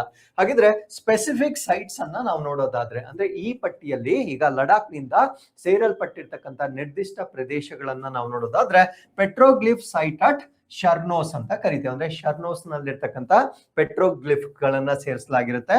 Maitreya Buddha rock carving at Shey near Sindhu Ghat ನ ಬಳಿಯಲ್ಲಿರ್ತಕ್ಕಂಥ ಬುದ್ಧ ರಾಕ್ ಕಾರ್ವಿಂಗ್ಸ್ ಅಂದ್ರೆ ಬುದ್ಧರ ಒಂದು ಕಲ್ಲಿನ ಕೆತ್ತನೆಗಳಾಗಿರ್ಬೋದು. ಟಿಂಗ್ಮೋಸ್ ಕಾಂಗ್ ಫೋರ್ಟ್ ಇದೊಂದು ಕೋಟೆಯ ಹೆಸರು, ಇದನ್ನ ಟಿಂಗ್ಮೋಸ್ ಗ್ಯಾಂಗ್ ಅಂತ ಕರೀತೇವೆ. ಸೊ ಇದು ಏನ್ಶಿಯಂಟ್ ಕೇವ್ಸ್ ಅಟ್ ಸಾಸ್ಪೋಲ್ ನಲ್ಲಿರ್ತಕ್ಕಂಥ ಒಂದು ಪುರಾತನ ಗುಹೆಗಳನ್ನ ಪ್ರೊಟೆಕ್ಟ್ ಮಾಡಲಾಗಿರುತ್ತೆ. ಸ್ಟಾಂಗ್ ಡೇ ಗೋನ್ಪಾ, ಅದಾದ್ಮೇಲೆ Sumur fort and rock inscriptions at Yourbaltak in ಕಾರ್ಗಿಲ್ನ ಯೋರ್ ಬಾಲ್ಟಾಕ್ ನಲ್ಲಿರ್ತಕ್ಕಂಥ ಶಿಲಾ ಶಾಸನಗಳನ್ನ ಕೂಡ ಈ ಒಂದು ಪಟ್ಟಿಗೆ ಸೇರಿಸಿರ್ತಕ್ಕಂಥದ್ದು ಇದರ ವಿಶೇಷತೆ ಆಗಿರುತ್ತೆ. ಸೊ ಮುಂದಿನ ಅಪ್ಡೇಟ್ಗೆ ಬರೋಣ. West Bengal to get first NIA police station. So Paschim Bangala ಮೊದಲ ನ್ಯಾಷನಲ್ ಇನ್ವೆಸ್ಟಿಗೇಟಿಂಗ್ ಏಜೆನ್ಸಿ ಪೊಲೀಸ್ ಠಾಣೆಯನ್ನ ಸ್ಥಾಪನೆ ಮಾಡಲಿದೆ. ಅಂದ್ರೆ NIAಗೆ ಸಂಬಂಧಪಟ್ಟಂತೆ ಮೊಟ್ಟ ಮೊದಲ ಪೊಲೀಸ್ ಠಾಣೆಯನ್ನ ವೆಸ್ಟ್ ಬೆಂಗಾಲ್ ಅಲ್ಲಿ ಸ್ಥಾಪನೆ ಮಾಡಿದ್ದಾರೆ. ಹಾಗಿದ್ರೆ ಇಷ್ಟ ದಿನ ಹೆಂಗ್ ಫಂಕ್ಷನ್ ಆಗ್ತಾ ಇತ್ತು ಅಂದ್ರೆ ಅಲ್ಲೇನಾದ್ರೂ NIA ವತಿಯಿಂದ FIR ಅನ್ನ ಬುಕ್ ಮಾಡ್ಬೇಕಾಗಿದ್ರೆ ಡೆಲ್ಲಿಯಿಂದ ಅವರು ತರಿಸ್ಕೊಳ್ಬೇಕಾಗಿತ್ತು. ಬಟ್ ಈಗ ನೇರವಾಗಿ ವೆಸ್ಟ್ ಬೆಂಗಾಲ್ ಅಲ್ಲೇ ಅವರು FIR ಅನ್ನ ಡೈರೆಕ್ಟ್ ಆಗಿ ಅವರು ಬುಕ್ ಮಾಡಬಹುದಾಗಿರುತ್ತೆ. ಬಿಕಾಸ್ ಅಲ್ಲೇ ತಮ್ಮ ಪೊಲೀಸ್ ಸ್ಟೇಷನ್ ಅನ್ನ ಈಗ ಸ್ಥಾಪನೆ ಮಾಡ್ತಾ ಇದ್ದಾರೆ. ಸೊ ಇದರ ಬಗ್ಗೆ ನಾವು ಕಂಪ್ಲೀಟ್ ಆಗಿ ಇಲ್ಲಿ ಡಿಸ್ಕಸ್ ಮಾಡೋಣ. ಸೊ ವೆಸ್ಟ್ ಬೆಂಗಾಲ್ ಅಲ್ಲಿ ಇವಾಗ first dedicated police station for national investigation agency, ರಾಷ್ಟ್ರೀಯ ತನಿಖಾ ಸಂಸ್ಥೆಗೆ ಸಂಬಂಧಪಟ್ಟಿರ್ತಕ್ಕಂಥ ಮೊಟ್ಟ ಮೊದಲ ಪೊಲೀಸ್ ಠಾಣೆಯನ್ನ ಅಂದ್ರೆ ವೆಸ್ಟ್ ಬೆಂಗಾಲ್ ಅಲ್ಲಿ ತಮ್ಮ ಮೊಟ್ಟ ಮೊದಲ ಪೊಲೀಸ್ ಠಾಣೆ. ಯಾಕಂದ್ರೆ ಈ ರೀತಿಯ ಪೊಲೀಸ್ ಠಾಣೆಗಳನ್ನ ಈಗಾಗಲೇ ಬೇರೆ ರಾಜ್ಯಗಳಲ್ಲಿ ಅವರು ಸ್ಥಾಪನೆ ಮಾಡಿದ್ದಾರೆ. ಬಟ್ ವೆಸ್ಟ್ ಬೆಂಗಾಲ್ ಅಲ್ಲಿ ಈ ರೀತಿಯ ಸ್ಟೇಷನ್ ಅನ್ನ ಮೊಟ್ಟ ಮೊದಲ ಬಾರಿಗೆ ಸ್ಥಾಪನೆ ಮಾಡ್ತಾ ಇದ್ದಾರೆ. ಕೋಲ್ಕತ್ತಾದ ನ್ಯೂಟನ್ ನಲ್ಲಿ ಈ ಒಂದು ಸ್ಟೇಷನ್ ಅನ್ನ ಈಗ ಸ್ಥಾಪನೆ ಮಾಡ್ತಾ ಇದ್ದಾರೆ. ಸೊ ಇದರಿಂದ ಅವ್ರಿಗೆ ಆಗ್ತಕ್ಕಂಥ ಬೆನಿಫಿಟ್ ಏನು ಅಂದ್ರೆ allows the agency to register FIR directly in West Bengal. FIR ಗಳನ್ನ ನೇರವಾಗಿ ವೆಸ್ಟ್ ಬೆಂಗಾಲ್ ಅಲ್ಲಿ ಅವರು ರಿಜಿಸ್ಟರ್ ಮಾಡಬಹುದಾಗಿರುತ್ತೆ. ಸೊ ಮುಂಚೆ ಆಗಿದ್ರೆ ಅವರು ಡೆಲ್ಲಿಯಿಂದ ಆ ಒಂದು FIR ರಿಪೋರ್ಟ್ ಆಗ್ಲಿಕ್ಕೆ ಅವರು ವೇಟ್ ಮಾಡಬೇಕಾಗಿತ್ತು. ಆ ಒಂದು ಡಿಲೇಯನ್ನ ಈಗ ಅವಾಯ್ಡ್ ಮಾಡ್ತಕ್ಕಂಥದ್ದು ಇದರ ಉದ್ದೇಶವಾಗಿರುತ್ತೆ. ಸೊ ಇದು 17th ಸಚ್ ಪೊಲೀಸ್ ಸ್ಟೇಷನ್ ಆಗಿರುತ್ತೆ. ಅಂದ್ರೆ ವೆಸ್ಟ್ ಬೆಂಗಾಲ್ ಅಲ್ಲಿ ಈಗ ಏನ್ ನಿರ್ಮಾಣ ಮಾಡ್ತಾ ಇದ್ದಾರೆ ಅದು 17ನೇ ಪೊಲೀಸ್ ಸ್ಟೇಷನ್ ಆಗಿರುತ್ತೆ. ಹಾಗಿದ್ರೆ ಈ ರೀತಿಯ NIA ಪೊಲೀಸ್ ಸ್ಟೇಷನ್ ಗಳನ್ನ ಈಗಾಗಲೇ ಎಲ್ಲೆಲ್ಲಿ ಸ್ಥಾಪನೆ ಮಾಡಿದ್ದಾರೆ ಅಂದ್ರೆ ನ್ಯೂ ಡೆಲ್ಲಿ, ಜೈಪುರ್, ಅಹಮದಾಬಾದ್, ನಮ್ಮ ಬೆಂಗಳೂರಲ್ಲೂ ಕೂಡ ಇದೆ, ಭುವನೇಶ್ವರ್, ಚೆನ್ನೈ, ಗೌಹಾಟಿ, ಹೈದರಾಬಾದ್, ಇಂಪಾಲ್, ಜಮ್ಮು, ಕೊಚ್ಚಿ, ಲಕ್ನೋ, ಮುಂಬೈ, ರಾಯ್ಪುರ್, ರಾಂಚಿ ಮತ್ತೆ ವಿಶಾಖಪಟ್ಟಣಂನಲ್ಲಿ ಈಗಾಗಲೇ ಸೊ ಅವರು ಪೊಲೀಸ್ ಸ್ಟೇಷನ್ಸ್ ಅಥವಾ NIA ಪೊಲೀಸ್ ಸ್ಟೇಷನ್ ಗಳನ್ನ ಈಗಾಗಲೇ ನಿರ್ಮಾಣ ಮಾಡಿರ್ತಕ್ಕಂಥದ್ದು ನಮ್ಗೆ ಗೊತ್ತಿರಬೇಕಾಗಿರುತ್ತೆ. ಹಾಗಿದ್ರೆ ನ್ಯಾಷನಲ್ ಇನ್ವೆಸ್ಟಿಗೇಷನ್ ಏಜೆನ್ಸಿ ಬಗ್ಗೆ ನಾವು ಬೇಸಿಕ್ ಮಾಹಿತಿಯನ್ನ ಡಿಸ್ಕಸ್ ಮಾಡೋದಾದ್ರೆ ಸೊ ಇದನ್ನ ಎಸ್ಟಾಬ್ಲಿಷ್ ಮಾಡಿರ್ತಕ್ಕಂಥದ್ದು, ಸ್ಥಾಪನೆ ಮಾಡಿರ್ತಕ್ಕಂಥದ್ದು 2008ರಲ್ಲಿ ಇದನ್ನ ಸ್ಥಾಪನೆ ಮಾಡಿರ್ತಾರೆ. ಸೊ ಇದು ಯಾವ ಕಾಯ್ದೆಯ ಅಡಿಯಲ್ಲಿ ಬರುತ್ತಂದ್ರೆ ನ್ಯಾಷನಲ್ ಇನ್ವೆಸ್ಟಿಗೇಷನ್ ಏಜೆನ್ಸಿ ಆಕ್ಟ್ 2008, ರಾಷ್ಟ್ರೀಯ ತನಿಖಾ ಏಜೆನ್ಸಿ ಕಾಯ್ದೆ 2008ರ ಅಡಿಯಲ್ಲಿ ಇದನ್ನ ಸ್ಥಾಪನೆ ಮಾಡಿರ್ತಾರೆ. ಸೊ ಇದು 26/11 ಮುಂಬೈ ಅಟ್ಯಾಕ್ ಏನಾಗುತ್ತೆ, 26/11 ಮುಂಬೈ ಅಟ್ಯಾಕ್ ಆದ ನಂತರ ಆ ರೀತಿಯ ಘಟನೆಗಳು ಮತ್ತೆ ಸಂಭವಿಸಬಾರದು ಅನ್ನೋ ಕಾರಣಕ್ಕಾಗಿ ಸೊ ನ್ಯಾಷನಲ್ ಇನ್ವೆಸ್ಟಿಗೇಷನ್ ಏಜೆನ್ಸಿಯನ್ನ ಸ್ಥಾಪನೆ ಮಾಡಿರ್ತಾರೆ. ಸೊ ಇದು ಮಿನಿಸ್ಟ್ರಿ ಆಫ್ ಹೋಮ್ ಅಫೇರ್ಸ್ ಅಂದ್ರೆ ಗೃಹ ವ್ಯವಹಾರಗಳ ಸಚಿವಾಲಯದ ಅಡಿಯಲ್ಲಿ ಬರುತ್ತೆ. ಸೊ ಭಾರತ ಸರ್ಕಾರದ ಅಡಿಯಲ್ಲಿ ಇರುತ್ತೆ, ಯಾವುದೇ ಸ್ಟೇಟ್ ಗವರ್ಮೆಂಟ್ ಅಧೀನಕ್ಕೆ ಬರೋದಿಲ್ಲ. ಸೊ ಭಾರತ ಸರ್ಕಾರದ ಅಡಿಯಲ್ಲಿ ಬರುತ್ತೆ. ಸೊ ಇದು ಸ್ಟ್ಯಾಟ್ಯುಟರಿ ಬಾಡಿ ಆಗಿರುತ್ತೆ, ಅಂದ್ರೆ ಶಾಸನಬದ್ಧವಾಗಿರ್ತಕ್ಕಂಥ ಒಂದು ಅಂಗವಾಗಿರುತ್ತೆ. ಇದರ ಪ್ರಮುಖ ಉದ್ದೇಶ ಏನು ಅಂದ್ರೆ ಟೆರರಿಸಂ ಇನ್ವೆಸ್ಟಿಗೇಷನ್ ಅಂದ್ರೆ ಭಯೋತ್ಪಾದನೆಯನ್ನ ತನಿಖೆ ಮಾಡ್ತಕ್ಕಂಥದ್ದು ಇದರ ಉದ್ದೇಶವಾಗಿರುತ್ತೆ.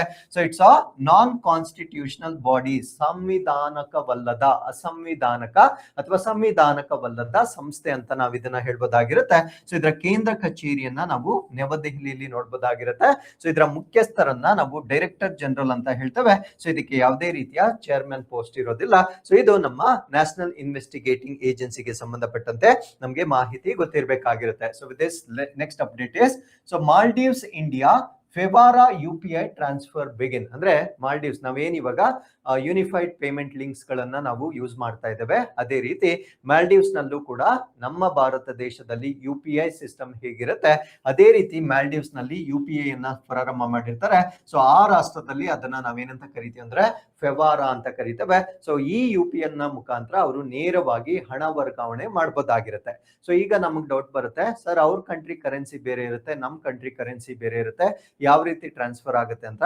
ಸೊ ಕರೆನ್ಸಿ ಡಿಫರೆನ್ಸ್ ಆದಾಗ ಅಲ್ಲಿ ಆಟೋ ಕ್ಯಾಲ್ಕುಲೇಷನ್ ಇರುತ್ತೆ, ಅಂದ್ರೆ ಕರೆನ್ಸಿ ಡಿಫರೆನ್ಸ್ ಎಕ್ಸ್ಚೇಂಜ್ ವ್ಯಾಲ್ಯೂ ಏನಿರುತ್ತೆ ಅದು ಆಟೋ ಕ್ಯಾಲ್ಕುಲೇಷನ್ ಆಗಿ ಅವ್ರು ಯಾವ ಕಂಟ್ರಿಗೆ ಅಥವಾ ಸಪೋಸ್ ಭಾರತ ದೇಶಕ್ಕೆ ಅವರು ಟ್ರಾನ್ಸ್ಫರ್ ಮಾಡಿದ್ರೆ ಅದು ರುಪಿ ವ್ಯಾಲ್ಯೂಯೇಷನ್ಗೆ ಅದು ಕನ್ವರ್ಟ್ ಆಗಿ ಸೊ ನಮ್ಮ ಭಾರತ ದೇಶಕ್ಕೆ ವರ್ಗಾವಣೆ ಆಗುತ್ತೆ. ಬಟ್ ಈ ಹೆಸರನ್ನ ನೆನ್ಪಿಟ್ಕೊಳ್ಳಿ, ಸೊ ಇದನ್ನ ನಾವು ಫೆವಾರಾ ಅಂತ ಕರಿತೇವೆ, ನಮ್ಮ ಭಾರತ ದೇಶದಲ್ಲಿ UPI ಅಂತ ಕರಿತೇವೆ. ಸೊ ಇದು ಕ್ರಾಸ್ ಬಾರ್ಡರ್ ಫಂಡ್ ಟ್ರಾನ್ಸ್ಫರ್ ಅಂದ್ರೆ ಈ ಗಡಿಗಳ ಆಚೆ ಫಂಡ್ ಅನ್ನ ಟ್ರಾನ್ಸ್ಫರ್ ಮಾಡ್ತಕ್ಕಂತ ಒಂದು ವಿಧಾನ ಇದಾಗಿರುತ್ತೆ. So to India through the integration of its instant payment system, ಆ ಇನ್ಸ್ಟೆಂಟ್ ಪೇಮೆಂಟ್ ಸಿಸ್ಟಮ್ ಅನ್ನ ನಾವೇನಂತ ಕರಿತೀವಿ ಅಂದ್ರೆ ಫೆವಾರಾ ಅಂತ ಕರಿತೇವೆ. ಸೊ ಫೆವಾರಾದ ಮುಖಾಂತರ ಭಾರತ ದೇಶದ ಯೂನಿಫೈಡ್ ಪೇಮೆಂಟ್ ಇಂಟರ್ಫೇಸ್ ಏನಿರುತ್ತೆ ಇದಕ್ಕೆ ಅವರು ಹಣವನ್ನ ವರ್ಗಾವಣೆ ಮಾಡಬಹುದಾಗಿರುತ್ತೆ. ಸೊ ಇನಿಷಿಯೇಟೆಡ್ ಇನ್ ಮಾಲ್ಡಿವಿಯನ್ ರುಫಿಯಾ. ಸೊ ಮಾಲ್ಡಿವಿಯನ್ ರುಫಿಯಾ ಇದು ಅವರ ಕರೆನ್ಸಿ ಆಗಿರುತ್ತೆ. ಸೊ ಇದು ಡೈರೆಕ್ಟ್ಲಿ ಇಂಡಿಯನ್ ರುಪೀಸ್ಗೆ ಕನ್ವರ್ಟ್ ಆಗಿ ಅದು ನಮ್ಮ ಭಾರತ ದೇಶದ ಖಾತೆಗಳಿಗೆ ವರ್ಗಾವಣೆ ಆಗ್ತಕ್ಕಂಥದ್ದು ಇದರ ಉದ್ದೇಶವಾಗಿರುತ್ತೆ.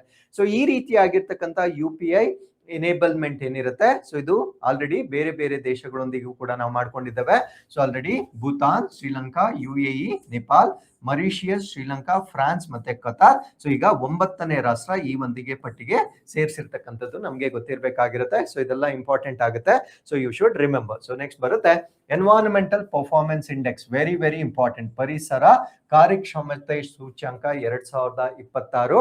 ಸೊ ಇದು ನಿಮ್ಮ essay writing and prelims and mains ಎಲ್ಲಾ ಕಡೆ ಯೂಸ್ ಆಗ್ತಕ್ಕಂಥ ಒಂದು ಆರ್ಟಿಕಲ್ ಆಗಿರುತ್ತೆ. ಸೊ ನಮ್ಮ ಭಾರತ ದೇಶ ಶಾಕಿಂಗ್ ಒಂದು ಆಘಾತಕಾರಿ ರ್ಯಾಂಕಿಂಗ್ ಅನ್ನ ಈ ವರ್ಷ ಪಡೆದುಕೊಂಡಿರುತ್ತೆ. ಟೋಟಲ್ ಸರ್ವೆ ಮಾಡಿರ್ತಕ್ಕಂಥದ್ದು 177 ರಾಷ್ಟ್ರಗಳಲ್ಲಿ ನಾವು ಕೊನೆಯಿಂದ 2ನೇ ಸ್ಥಾನವನ್ನ ಪಡೆದುಕೊಂಡಿದ್ದೇವೆ. 176ನೇ ಸ್ಥಾನದಲ್ಲಿ ಪರಿಸರ ಕಾರ್ಯಕ್ಷಮತೆ ಸೂಚ್ಯಾಂಕದಲ್ಲಿ ಭಾರತ ರಾಷ್ಟ್ರ ಅತ್ಯಂತ ಕಳಪೆ ರ್ಯಾಂಕಿಂಗ್ ಅನ್ನ ಪಡೆದುಕೊಂಡಿದೆ. ಹಾಗಿದ್ರೆ ಟಾಪ್ ಅಲ್ಲಿ ಇರ್ತಕ್ಕಂಥ ರಾಷ್ಟ್ರಗಳು ಯಾವ್ದ್ಯಾವ್ದು ಅಂತ ನಾವು ನೋಡೋದಾದ್ರೆ ಅಟ್ಲೀಸ್ಟ್ ಟಾಪ್ 5 ನಮ್ಗೆ ಗೊತ್ತಿರಬೇಕಾಗಿರುತ್ತೆ. ಎಸ್ಟೋನಿಯಾ ಫಸ್ಟ್ ಪ್ಲೇಸ್ ಅಲ್ಲಿ ಇರುತ್ತೆ, ಲಕ್ಸಂಬರ್ಗ್ ಸೆಕೆಂಡ್, ಥರ್ಡ್ ಪ್ಲೇಸ್ ಅಲ್ಲಿ ಯುನೈಟೆಡ್ ಕಿಂಗ್ಡಮ್, ಫೋರ್ತ್ ಪ್ಲೇಸ್ ಅಲ್ಲಿ ಫಿನ್ಲ್ಯಾಂಡ್ ಮತ್ತೆ 5ನೇ ಸ್ಥಳದಲ್ಲಿ ನೆದರ್ಲ್ಯಾಂಡ್ ಅನ್ನ ನಾವು ನೋಡಬಹುದಾಗಿರುತ್ತೆ. ಸೊ ನಮ್ಮ ಭಾರತ ದೇಶ ಕೊನೆಯಿಂದ 2ನೇ ಸ್ಥಾನವನ್ನ ಪಡೆದುಕೊಂಡಿರುತ್ತೆ. ಸೊ ಹಾಗಿದ್ರೆ ಈ ಒಂದು ವರದಿಯನ್ನ ಬೈನಿಯಲ್ ಅಂದ್ರೆ ದ್ವೈವಾರ್ಷಿಕ 2 ವರ್ಷಗಳಿಗೊಮ್ಮೆ ಈ ಒಂದು ವರದಿಯನ್ನ ಬಿಡುಗಡೆ ಮಾಡಲಾಗುತ್ತೆ. ಅಂದ್ರೆ 2026ರಲ್ಲಿ ಈಗ ಬಿಡುಗಡೆ ಮಾಡಿದಾರೆ. ಅಂದ್ರೆ ಇದಕ್ಕಿಂತ ಮುಂಚೆ ರಿಪೋರ್ಟ್ 2024ರಲ್ಲಿ ಬಂದಿರುತ್ತೆ. ಸೊ 2024 ಅಲ್ಲಿ ನಮ್ಮ ರ್ಯಾಂಕಿಂಗ್ ಎಷ್ಟಿತ್ತು ಅನ್ನೋದನ್ನ ನಾನು ಮುಂದೆ ಹೇಳ್ತೇನೆ. ಸೊ ಲೋ ಲೋಯೆಸ್ಟ್ ರ್ಯಾಂಕ್ ಬಂದಿರತಕ್ಕಂತ ರಾಷ್ಟ್ರ ಯಾವುದು ಅಂದ್ರೆ ಲಾವೋಸ್ ರಾಷ್ಟ್ರ ಏನಿದೆ 177ನೇ ಸ್ಥಾನವನ್ನ ಪಡೆದುಕೊಂಡಿರುತ್ತೆ. ಲೋಯೆಸ್ಟ್ ಇಂದ 2ನೇ ಸ್ಥಾನವನ್ನ ನಮ್ಮ ಭಾರತ ರಾಷ್ಟ್ರ ಪಡೆದುಕೊಂಡಿರುತ್ತೆ. So as I told you 176 out of 177 177ರಲ್ಲಿ ನಾವು 176 ಸ್ಥಾನವನ್ನ ಪಡೆದುಕೊಂಡಿದ್ದೇವೆ. ನಮ್ಮ ಸ್ಕೋರ್ ಎಷ್ಟಿದೆ ಅಂದ್ರೆ 26.46 ನಮ್ಮ ಸ್ಕೋರ್ ಆಗಿರುತ್ತೆ. Below the regional average of 31.81 ಅಂದ್ರೆ ಈ ಒಂದು ನಮ್ಮ ರೀಜನ್ ಅಲ್ಲಿ ಅಂದ್ರೆ ನಮ್ಮ ಭಾರತ ದೇಶದ ಅಕ್ಕಪಕ್ಕದ ರಾಷ್ಟ್ರಗಳ ಒಂದು ಸರಾಸರಿ ಏನಿರುತ್ತೆ, ಸೊ 31.81 ಏನಿದೆ ಅದಕ್ಕಿಂತ ನಮ್ಮ ಟೋಟಲ್ ಸ್ಕೋರ್ ಅಂತಕ್ಕಂಥದ್ದು ಸರಾಸರಿಗಿಂತ ಕಡಿಮೆ ಆಗಿರ್ತಕ್ಕಂಥದ್ದನ್ನ ನಾವಿಲ್ಲಿ ಗಮನಿಸಬಹುದಾಗಿರುತ್ತೆ. And recorded a score of -3.92 for the tree cover loss in key biodiversity areas ಅಂದ್ರೆ ಪ್ರಮುಖ ಜೀವ ವೈವಿಧ್ಯತೆ ಹೊಂದಿರತಕ್ಕಂತ ಪ್ರದೇಶಗಳಲ್ಲಿ ಮರಗಳನ್ನ ನಾಶ ಮಾಡಿರ್ತಕ್ಕಂಥ ಒಂದು ಪ್ಯಾರಾಮ್ಯಾಟರ್ ನಲ್ಲಿ ನಾವು ಮೈನಸ್ ಅಂಕಗಳನ್ನ ಗಳಿಸಿರ್ತಕ್ಕಂಥದ್ದನ್ನ ಕೂಡ ನಾವಿಲ್ಲಿ ಗಮನಿಸಬಹುದಾಗಿರುತ್ತೆ. -3.92 ಅಂಕಗಳನ್ನ ನಾವಿಲ್ಲಿ ಗಳಿಸಿರ್ತಕ್ಕಂಥದ್ದನ್ನ ನಾವು ನೋಡ್ಬೋದಾಗಿರುತ್ತೆ. ಹಾಗಿದ್ರೆ ಕಳೆದ ಸರ್ವೆಯಲ್ಲಿ 2022ರಲ್ಲಿ ನಾವು ಕೊನೆಯ ರ್ಯಾಂಕ್ ಅನ್ನ ಪಡೆದಿದ್ವಿ. 180 ರಾಷ್ಟ್ರಗಳಲ್ಲಿ ಮಾಡಿರ್ತಕ್ಕಂಥ ಸರ್ವೆಯಲ್ಲಿ ನಾವು 180ನೇ ರ್ಯಾಂಕ್ ಅನ್ನ ಪಡೆದಿದ್ವಿ. ಈ ವರ್ಷ ಒಂದು ರ್ಯಾಂಕ್ ಇಂಪ್ರೂವ್ ಆಗಿರೋದನ್ನ ನಾವಿಲ್ಲಿ ಗಮನಿಸಬಹುದಾಗಿರುತ್ತೆ. ಹಾಗಿದ್ರೆ ಇದರ ವ್ಯಾಪ್ತಿ ಮತ್ತೆ ವಿಧಾನ ಯಾವ ಮೆಥಡ್ ಅಲ್ಲಿ ಈ ಒಂದು ಅನಾಲಿಸಿಸ್ ಅನ್ನ ಮಾಡ್ತಾರೆ ಅಂತ ನಾವು ನೋಡೋದಾದ್ರೆ, ಸೊ ಟೋಟಲ್ ಈ ವರ್ಷ ಮಾಡಿರ್ತಕ್ಕಂಥದ್ದು 177 ಕಂಟ್ರೀಸ್ ಅಲ್ಲಿ ಎವ್ಯಾಲ್ಯೂಯೇಷನ್ ಮಾಡಿರ್ತಾರೆ. ಇದರಲ್ಲಿ 47 ಇಂಡಿಕೇಟರ್ಸ್ ಇರುತ್ತೆ, 47 ಸೂಚಕಗಳನ್ನ ತೆಗೆದುಕೊಂಡಿರ್ತಾರೆ. 12 ಕೀ ಇಶ್ಯೂಸ್ ಅನ್ನ ಕ್ಯಾಟಗರೈಸ್ ಮಾಡ್ಕೊಂಡಿರ್ತಾರೆ. ಅಂದ್ರೆ 12 ಪ್ರಮುಖ ಸಮಸ್ಯೆಗಳ ಮೇಲೆ ಇಲ್ಲಿ ರ್ಯಾಂಕಿಂಗ್ ಅನ್ನ ಮಾಡಲಾಗುತ್ತೆ. ಅಂಡ್ 3 ಪಾಲಿಸಿ ಅಬ್ಜೆಕ್ಟಿವ್ಸ್ ಅಂದ್ರೆ ನಮ್ಮ ಭಾರತ ದೇಶದಲ್ಲಿ ಪರಿಸರವನ್ನ ಸಂರಕ್ಷಣೆ ಮಾಡ್ಲಿಕ್ಕೆ ಈ ನೀತಿಗಳೇನಿರುತ್ತೆ ಆ ರೀತಿಯ 3 ನೀತಿಗಳ ಆಧಾರದ ಮೇಲೆ ಈ ಒಂದು ರ್ಯಾಂಕಿಂಗ್ ಅನ್ನ ಮಾಡಿರ್ತಕ್ಕಂಥದ್ದು ಇದರ ವಿಧಾನವಾಗಿರುತ್ತೆ. ಸೊ ಇಲ್ಲಿ ಕೀ ಫೋಕಸ್ಡ್ ಏರಿಯಾಸ್ ಯಾವ್ದ್ಯಾವ್ದು, ಪ್ರಮುಖ ಗಮನ ಕ್ಷೇತ್ರಗಳು ಯಾವ್ದ್ಯಾವ್ದು ಅಂದ್ರೆ ಏರ್ ಅಂಡ್ ವಾಟರ್ ಕ್ವಾಲಿಟಿ, ವಾಯು ಮತ್ತೆ ನೀರಿನ ಗುಣಮಟ್ಟ ಹೇಗಿದೆ, ಅದ್ರ ಜೊತೆಗೆ ಇಲ್ಲಿರ್ತಕ್ಕಂಥ ಜೀವ ವೈವಿಧ್ಯತೆ ಅಥವಾ ಬಯೋಡೈವರ್ಸಿಟಿ, ಸಸ್ಟೈನಬಲ್ ಫಾರೆಸ್ಟ್ರಿ ಅಂದ್ರೆ ಸುಸ್ಥಿರವಾಗಿ ಅರಣ್ಯೀಕರಣ ಹೇಗ್ ಮಾಡ್ತಾ ಇದ್ದಾವೆ, and green house gas reduction ಅಂದ್ರೆ ಹಸಿರು ಮನೆ ಅನಿಲಗಳನ್ನ ಕಡಿತಗೊಳಿಸ್ಲಿಕ್ಕೆ ನಾವೇನೇನ್ ಪ್ರಯತ್ನಗಳನ್ನ ಮಾಡ್ತಾ ಇದ್ದೇವೆ. ಸೊ ಇವೆಲ್ಲದರ ಆಧಾರದ ಮೇಲೆ ಈ ಒಂದು ಸೂಚ್ಯಾಂಕವನ್ನ ಬಿಡುಗಡೆ ಮಾಡಲಾಗಿರುತ್ತೆ. ಸೊ ಈ ಒಂದು ಸೂಚ್ಯಾಂಕವನ್ನ ಬಿಡುಗಡೆ ಮಾಡ್ಲಿಕ್ಕೆ ತೊಡಗಿಕೊಂಡಿರ್ತಕ್ಕಂಥ ಸಂಸ್ಥೆಗಳು ಯಾವ್ದ್ಯಾವ್ದು ಅಂತ ನಾವು ಹೇಳೋದಾದ್ರೆ, Yale center for environmental law and policy, so ಇದು ಕೊಲಂಬಿಯಾ ಯೂನಿವರ್ಸಿಟೀಸ್, CIESIN, ಸೊ ಇವರೆಲ್ಲ ಕೂಡ ಈ ಒಂದು ಸರ್ವೆಯಲ್ಲಿ ಪಾಲ್ಗೊಟ್ಟಿರ್ತಾರೆ. Yale center, so Yale center for geospatial solutions with support from the McCall-McBain Foundation, McBain Foundation ನ ವತಿಯಿಂದ ಸೊ ಅವರ ಬೆಂಬಲದೊಂದಿಗೆ ಈ ಒಂದು ಸರ್ವೆಯನ್ನ ಬಿಡುಗಡೆ ಮಾಡಿರ್ತಕ್ಕಂಥದ್ದನ್ನ ನಾವು ನೋಡಬಹುದಾಗಿರುತ್ತೆ. So with this let's get into next article. Parliamentary committee appoint polar ambassador to become full member of Arctic Council. So Arctic council ಅಂತ ಬರುತ್ತೆ. ಸೊ ಆರ್ಟಿಕ್ ಸರ್ಕಲ್ ಕೇಳಿರ್ತೀರಾ, ನಮ್ಮ ನಾರ್ತ್ ಪೋಲ್ ಅಲ್ಲಿ ಏನಿರುತ್ತೆ ಸೊ ಅದನ್ನ ನಾವು ಆರ್ಟಿಕ್ ಸರ್ಕಲ್ ಅಂತ ಹೇಳ್ತೇವೆ. ಈಗ ಬೇರೆ ದೇಶಗಳಿಗೆ ನಾವು ಅಂಬಾಸಡರ್ಸ್, ರಾಯಭಾರಿಗಳನ್ನ ನಾವು ಹೇಗೆ ನೇಮಕ ಮಾಡ್ತೇವೆ, ಅದೇ ರೀತಿ ಈ ಒಂದು ಆರ್ಟಿಕ್ ರೀಜನ್ ಏನಿರುತ್ತೆ ಅದಕ್ಕೆ ಒಂದು ರಾಯಭಾರಿಯನ್ನ ನೇಮಕ ಮಾಡ್ತಕ್ಕಂಥ ಒಂದು ನಿರ್ಧಾರವನ್ನ ಸರ್ಕಾರ ತೆಗೆದುಕೊಂಡಿರುತ್ತೆ. ಸೊ ಇದರ ಉದ್ದೇಶ ಏನು ಅಂದ್ರೆ, ಈ ಆರ್ಟಿಕ್ ಗೆ ಸಂಬಂಧಪಟ್ಟಂತೆ ಒಂದು ಕೌನ್ಸಿಲ್ ಇರುತ್ತೆ. ಆ ಕೌನ್ಸಿಲ್ಗೆ ನಮ್ಮ ಸದಸ್ಯತ್ವವನ್ನ ಪಡೆದುಕೊಳ್ತಕ್ಕಂಥದ್ದು ಇದರ ಉದ್ದೇಶವಾಗಿರುತ್ತೆ. ಬಟ್ ಪ್ರಸ್ತುತವಾಗಿ ನಾವು ಕೇವಲ ಅಬ್ಸರ್ವರ್ ಸ್ಟೇಟಸ್ ಅನ್ನ ಮಾತ್ರ ಹೊಂದಿರ್ತೇವೆ, ವೀಕ್ಷಕ ಸ್ಥಾನವನ್ನ ಮಾತ್ರ ಹೊಂದಿರ್ತೇವೆ. ಸೊ ಆ ಒಂದು ಕೌನ್ಸಿಲ್ಗೆ ಶಾಶ್ವತ ಸದಸ್ಯರಾಗುವ ಉದ್ದೇಶದಿಂದ ಒಂದು ರಾಯಭಾರಿಯನ್ನ ನೇಮಕ ಮಾಡ್ತಕ್ಕಂಥ ಒಂದು ನಿರ್ಧಾರವನ್ನ ತೆಗೆದುಕೊಳ್ಳಲಾಗಿರುತ್ತೆ. ಸೊ ಇದರ ಬಗ್ಗೆ ನಾವಿಲ್ಲಿ ಡಿಸ್ಕಸ್ ಮಾಡೋಣ. ಸೊ ನಮ್ಗೆ ನಮ್ಮ ಭೂಮಿಯ ಒಂದು ಅಕ್ಷಾಂಶಗಳ ಬಗ್ಗೆ ಗೊತ್ತಿರುತ್ತೆ. 66.5 ಡಿಗ್ರಿ ನಾರ್ತ್ ಮತ್ತೆ 66.5 ಡಿಗ್ರಿ ಸೌತ್. ಇದನ್ನ ಈ ಕಡೆ ಈ ಒಂದು ಅಕ್ಷಾಂಶದಿಂದ ಅಥವಾ ಲ್ಯಾಟಿಟ್ಯೂಡ್ ನಿಂದ ಈ ಕಡೆ ಇರ್ತಕ್ಕಂಥ ಪ್ರದೇಶಗಳನ್ನ ನಾವು ಯೂಶಲಿ ಪೋಲಾರ್ ರೀಜನ್ಸ್ ಅಂತ ಕರಿತೇವೆ, ಧ್ರುವ ಪ್ರದೇಶಗಳು ಅಂತ ಕರಿತೇವೆ. ಸೊ ನಾನು ಇವಾಗ ಡಿಸ್ಕಸ್ ಮಾಡ್ತಾ ಇರ್ತಕ್ಕಂಥದ್ದು ನಾರ್ತ್ ಪೋಲ್ ಅನ್ನ ನಾವು ಆರ್ಟಿಕ್ ಅಂತ ಕರಿತೇವೆ, ಸೌತ್ ಪೋಲ್ ಅನ್ನ ನಾವು ಅಂಟಾರ್ಟಿಕ್ ಅಂತ ಕರಿತೇವೆ. ಸೊ ಈಗ ಈ ನಾರ್ತ್ ಪೋಲ್ ಅಲ್ಲಿ ಬರ್ತಕ್ಕಂಥ ಈ ಒಂದು ಆರ್ಟಿಕ್ ರೀಜನ್ ಏನಿರುತ್ತೆ, ಸೊ ಇದಕ್ಕೆ ನಮ್ಮ ಭಾರತ ದೇಶ ಅಂಬಾಸಿಡರ್ ಅಥವಾ ರಾಯಭಾರಿಯನ್ನ ನೇಮಕ ಮಾಡ್ತಕ್ಕಂಥ ನಿರ್ಧಾರವನ್ನ ತೆಗೆದುಕೊಂಡಿರುತ್ತೆ. ಹಾಗಿದ್ರೆ ಆರ್ಕ್ಟಿಕ್ ರೀಜನ್ ಅಲ್ಲಿ ಬರ್ತಕ್ಕಂಥ ಕಂಟ್ರೀಸ್ ಯಾವ್ದು ಅಂತ ಕೇಳ್ತಾರೆ. Very very important. ಆ ಕಂಟ್ರೀಸ್ ಯಾವ್ದು ಅಂತ ನಾವಿಲ್ಲಿ ನೋಡ್ಬೋದಾಗಿರುತ್ತೆ. ನೋಡಿ, ದಿಸ್ ಇಸ್ ಆರ್ಕ್ಟಿಕ್ ಸರ್ಕಲ್ ಆಗಿರುತ್ತೆ, ಆರ್ಕ್ಟಿಕ್ ವೃತ್ತ. ಸೊ ಇದರ ಒಳಗಡೆ ಇರ್ತಕ್ಕಂಥ ರಾಷ್ಟ್ರಗಳು ಅಥವಾ ಇದರ ವ್ಯಾಪ್ತಿಯಲ್ಲಿ ಬರ್ತಕ್ಕಂಥ ರಾಷ್ಟ್ರಗಳು ಯಾವ್ದು ಅಂದ್ರೆ ಮೊದಲನೇದು ರಷ್ಯಾ, ಅದಾದ್ಮೇಲೆ ಫಿನ್ಲ್ಯಾಂಡ್ ಬರುತ್ತೆ, ಮೂರನೇದು ಸ್ವೀಡನ್, ನಾಲ್ಕನೇದು ನಾರ್ವೆ, ಐದನೇದು ಐಸ್ಲ್ಯಾಂಡ್, ಗ್ರೀನ್ಲ್ಯಾಂಡ್ ಅಂತಕ್ಕಂಥದ್ದು ಡೆನ್ಮಾರ್ಕ್ಗೆ ಸಂಬಂಧಪಟ್ಟಿರ್ತಕ್ಕಂಥ ಪ್ರದೇಶವಾಗಿರುತ್ತೆ. ಡೆನ್ಮಾರ್ಕ್ ಅಂತಾನೂ ಕೊಡ್ಬೋದು ಎಕ್ಸಾಮ್ ಅಲ್ಲಿ, ಗ್ರೀನ್ಲ್ಯಾಂಡ್ ಅಂತ ಕೂಡ ಕೊಡ್ಬೋದಾಗಿರುತ್ತೆ. ಸೊ ಅದ್ರ ಜೊತೆಗೆ ಏಳನೇದು ಕೆನಡಾ ಬರುತ್ತೆ, ಅದಾದ್ಮೇಲೆ ಯುನೈಟೆಡ್ ಸ್ಟೇಟ್ಸ್ ಆಫ್ ಅಮೆರಿಕಾಗೆ ಸಂಬಂಧಪಟ್ಟಿರ್ತಕ್ಕಂಥ ಅಲಾಸ್ಕಾ ಅಂದ್ರೆ ಸೊ USA ಕೂಡ ಈ ಒಂದು ಆರ್ಕ್ಟಿಕ್ ರೀಜನ್ ಏನಿರುತ್ತೆ ಸೊ ಅದರ ವ್ಯಾಪ್ತಿಯಲ್ಲಿ ಬರ್ತಕ್ಕಂಥ ರಾಷ್ಟ್ರವಾಗಿರುತ್ತೆ. ಸೊ ಒಟ್ಟು 8 ರಾಷ್ಟ್ರಗಳನ್ನ ಈ ಒಂದು ಆರ್ಕ್ಟಿಕ್ ಪ್ರದೇಶದಲ್ಲಿ ನಾವು ನೋಡ್ಬೋದಾಗಿರುತ್ತೆ. ಈಗ parliamentary committee on external affairs, ವಿದೇಶಾಂಗ ವ್ಯವಹಾರಗಳ ಸಂಸದೀಯ ಸಮಿತಿಯ ವತಿಯಿಂದ ಭಾರತವು ಧ್ರುವ ರಾಯಭಾರಿಯನ್ನ ನೇಮಕ ಮಾಡ್ತಕ್ಕಂಥ ಒಂದು ನಿರ್ಧಾರವನ್ನ ತೆಗೆದುಕೊಳ್ಳಲಾಗಿರುತ್ತೆ. ಸೊ ಇದರ ಉದ್ದೇಶ ಏನು ಅಂದ್ರೆ to take full fledged membership, Arctic council ನ ಪೂರ್ಣ ಸದಸ್ಯತ್ವವನ್ನ ಪಡೆದುಕೊಳ್ತಕ್ಕಂಥದ್ದು ಇದರ ಉದ್ದೇಶವಾಗಿರುತ್ತೆ. ಈ ಆರ್ಕ್ಟಿಕ್ ಕೌನ್ಸಿಲ್ ಅಂತ ನಾನೇನ್ ಹೇಳಿದೆ, ಸೊ ಇದನ್ನ ಎಸ್ಟಾಬ್ಲಿಷ್ ಮಾಡಿರ್ತಕ್ಕಂಥದ್ದು 1996 ಅಲ್ಲಿ, 1996ರಲ್ಲಿ ಸ್ಥಾಪನೆ ಮಾಡಲಾಗಿರುತ್ತೆ. ಸೊ ಯಾವ ಡಿಕ್ಲರೇಷನ್ ಇಂದ ಮಾಡಲಾಗಿರುತ್ತೆ ಅಂದ್ರೆ ಒಟಾವಾ ಡಿಕ್ಲರೇಷನ್ ಇಂದ ಮಾಡಲಾಗಿರುತ್ತೆ. ಸೊ ಹಾಗಿದ್ರೆ ಒಟಾವಾ ಅಂತಕ್ಕಂಥದ್ದು ಯಾವ ದೇಶಕ್ಕೆ ಸಂಬಂಧಪಟ್ಟಿರ್ತಕ್ಕಂಥ ಪ್ಲೇಸ್ ಅನ್ನೋದನ್ನ ನೀವು ಕಮೆಂಟ್ಸ್ ಅಲ್ಲಿ ನಮ್ಗೆ ತಿಳಿಸಬಹುದಾಗಿರುತ್ತೆ.